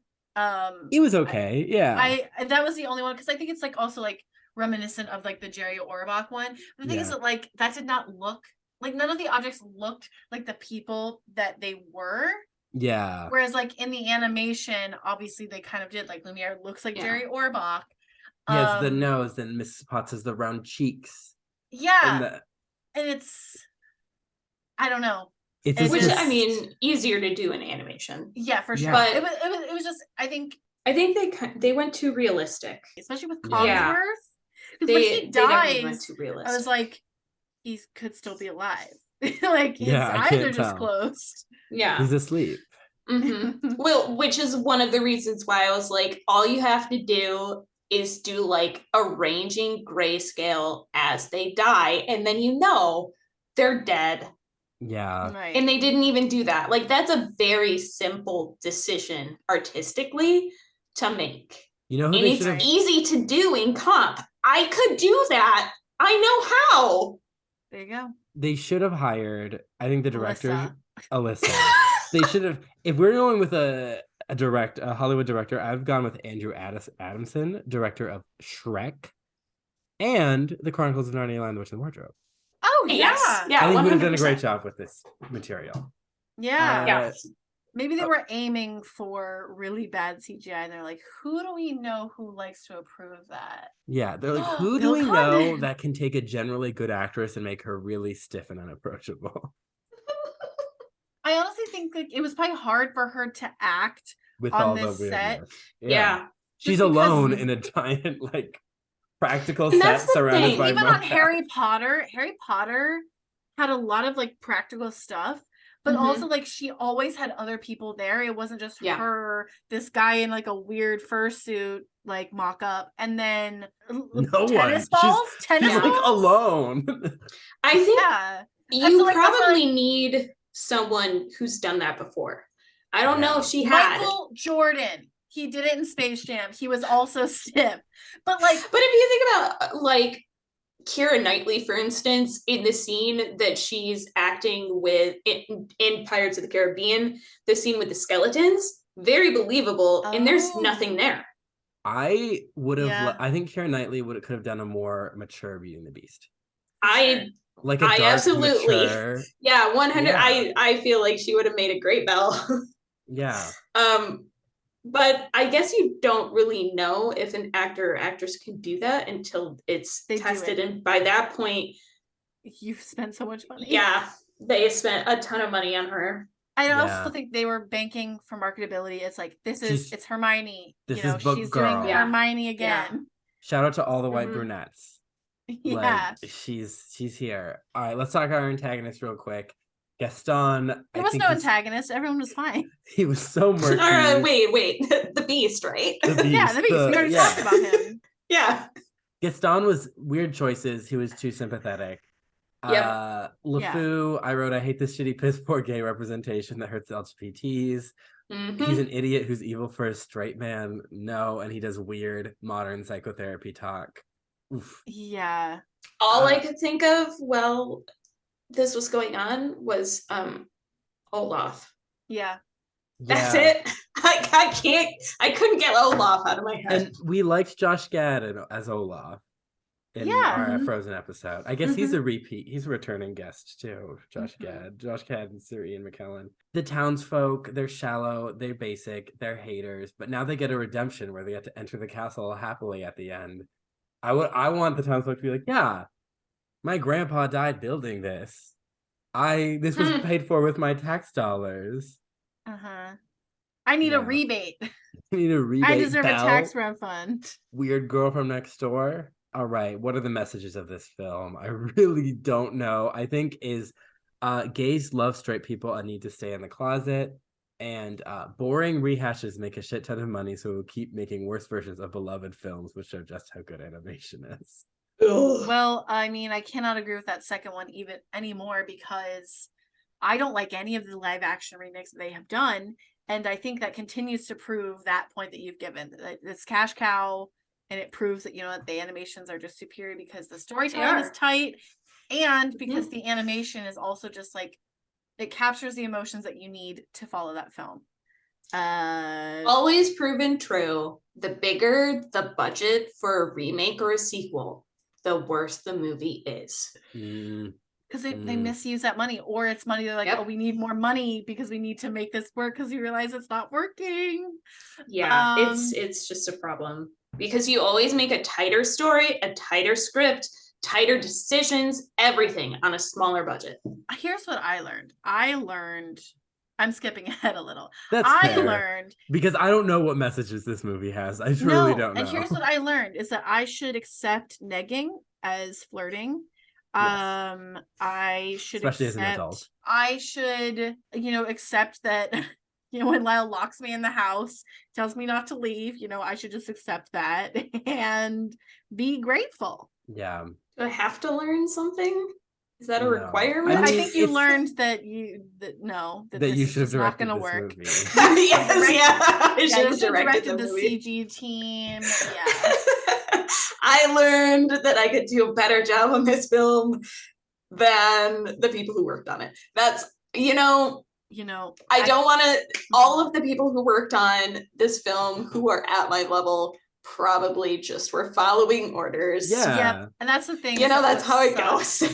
That like I can 100% guarantee that the people who worked on this film can do better and have done better. And they were under so much contract workers who were looking at the work and being like, this is terrible, why are we working on this? Oh, because we get Disney. A lot of money in overtime and it's Disney and it looks great on your resume. Yeah. So the people who are working on it, bring back Linda. Yeah. Why couldn't this have been Linda the original writer? Yeah. Yes. Let the original writer at least consult, for fuck's sakes. Yeah. That's so disappointing. Like, I'm disappointed in the industry. Wrote also Lion King, Alice in Wonderland the remake, Maleficent the remake, as well as like I didn't know she wrote the Alice in Wonderland Yeah. remake and Maleficent. Wait, she wrote the Broadway version. Yeah. She wrote the Broadway version of Beauty and the Beast. What was she working on then? So in 2014, she did Maleficent. In 2016, she did Alice Through the Looking Glass. In 2019, she executive produced Maleficent, Mistress of Evil. She's Spellbound. Interesting. She's working on a Maleficent, Mother of All Fairies.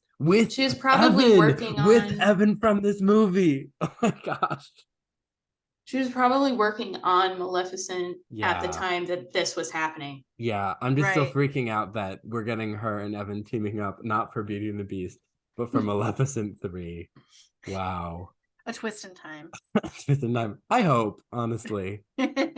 This movie, I mean, are we going to ask the question? Was this your fantasy? Fuck no. No. This was so bad. I said that the 1991 version was not my fantasy just because I just don't think I like the movie. I respect it as a movie, because I do think it's good, just it's not my thing. This should be no one's thing. I'm sorry. I'm sorry to judge everyone on Earth so harshly, but come on, like this, like this could have been better, but I think you're right. They just like they took every scene from the movie and made it just like 20% worse. Yeah. At least. Not my fantasy. No, not even like I didn't enjoy the movie and I would not want to live in this particular universe. Although I have to say, drinking, I got pretty drunk pretty quickly through like the first, I don't know, half or 2/3. I enjoyed myself until I didn't. And I was like, I gotta go to bed. Yeah, I was sober and like can't wait till this is over. Sober, All can't right. wait till it's over. Rhymes. So Allyssa, thank you so much for coming on. This is so much No fun. problem. Just like old / current times. Where can people find you on social media? Or do you want me to do it? I mean, you can do it if you want, sure. A dot M dot SWEARINGEN.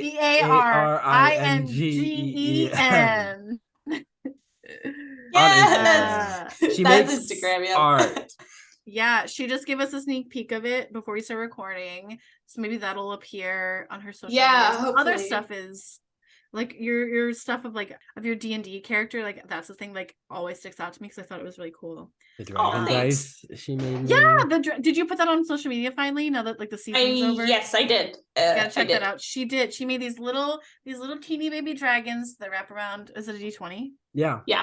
Beautiful. They wrap around a D20, so they're like maybe 2 inches. But they're so adorable. cute. They're so cute. Yeah. Love it. Yeah. So check her out. Also, you guys should check out our podcast, Glee Boot. If you like this dynamic, there are hours and hours and hours so of many content. hours. More hours than there are hours of Glee. Yes. Yeah. That's right. So there's that. But if you want to follow Not My Fantasy on social media, we're at Not My Fantasy Pod on Instagram and TikTok. If you're on YouTube, hello. Thanks for watching. Smash that like button. Hit the subscribe button. Hit that notification bell. Leave us a comment and let us know what you like. Let us know if you actually like this movie and why, or why you like or don't like, you know? Yeah. Opinions are valid even when they're wrong. Yeah, exactly. And then it doesn't matter where you're watching, head over to Apple Podcasts, leave us a 5-star review, leave us a comment. Yeah. Tune in next time. We will be celebrating the St. Patrick's season with some Celtic content. Oh. Some Irish, specifically, content. Nice. We have finished our Beauty and the Beast journey for now. There are other Beauty and the Beast films. I'm sure we will come back to. I'm still gunning for that one that I told you about. The Leah Sado one, and the weird the one that's on YouTube for free. Yeah, that's how you know it's quality. Okay, so we have that one. We have the other French version. I think it was a remake of the 1940s version.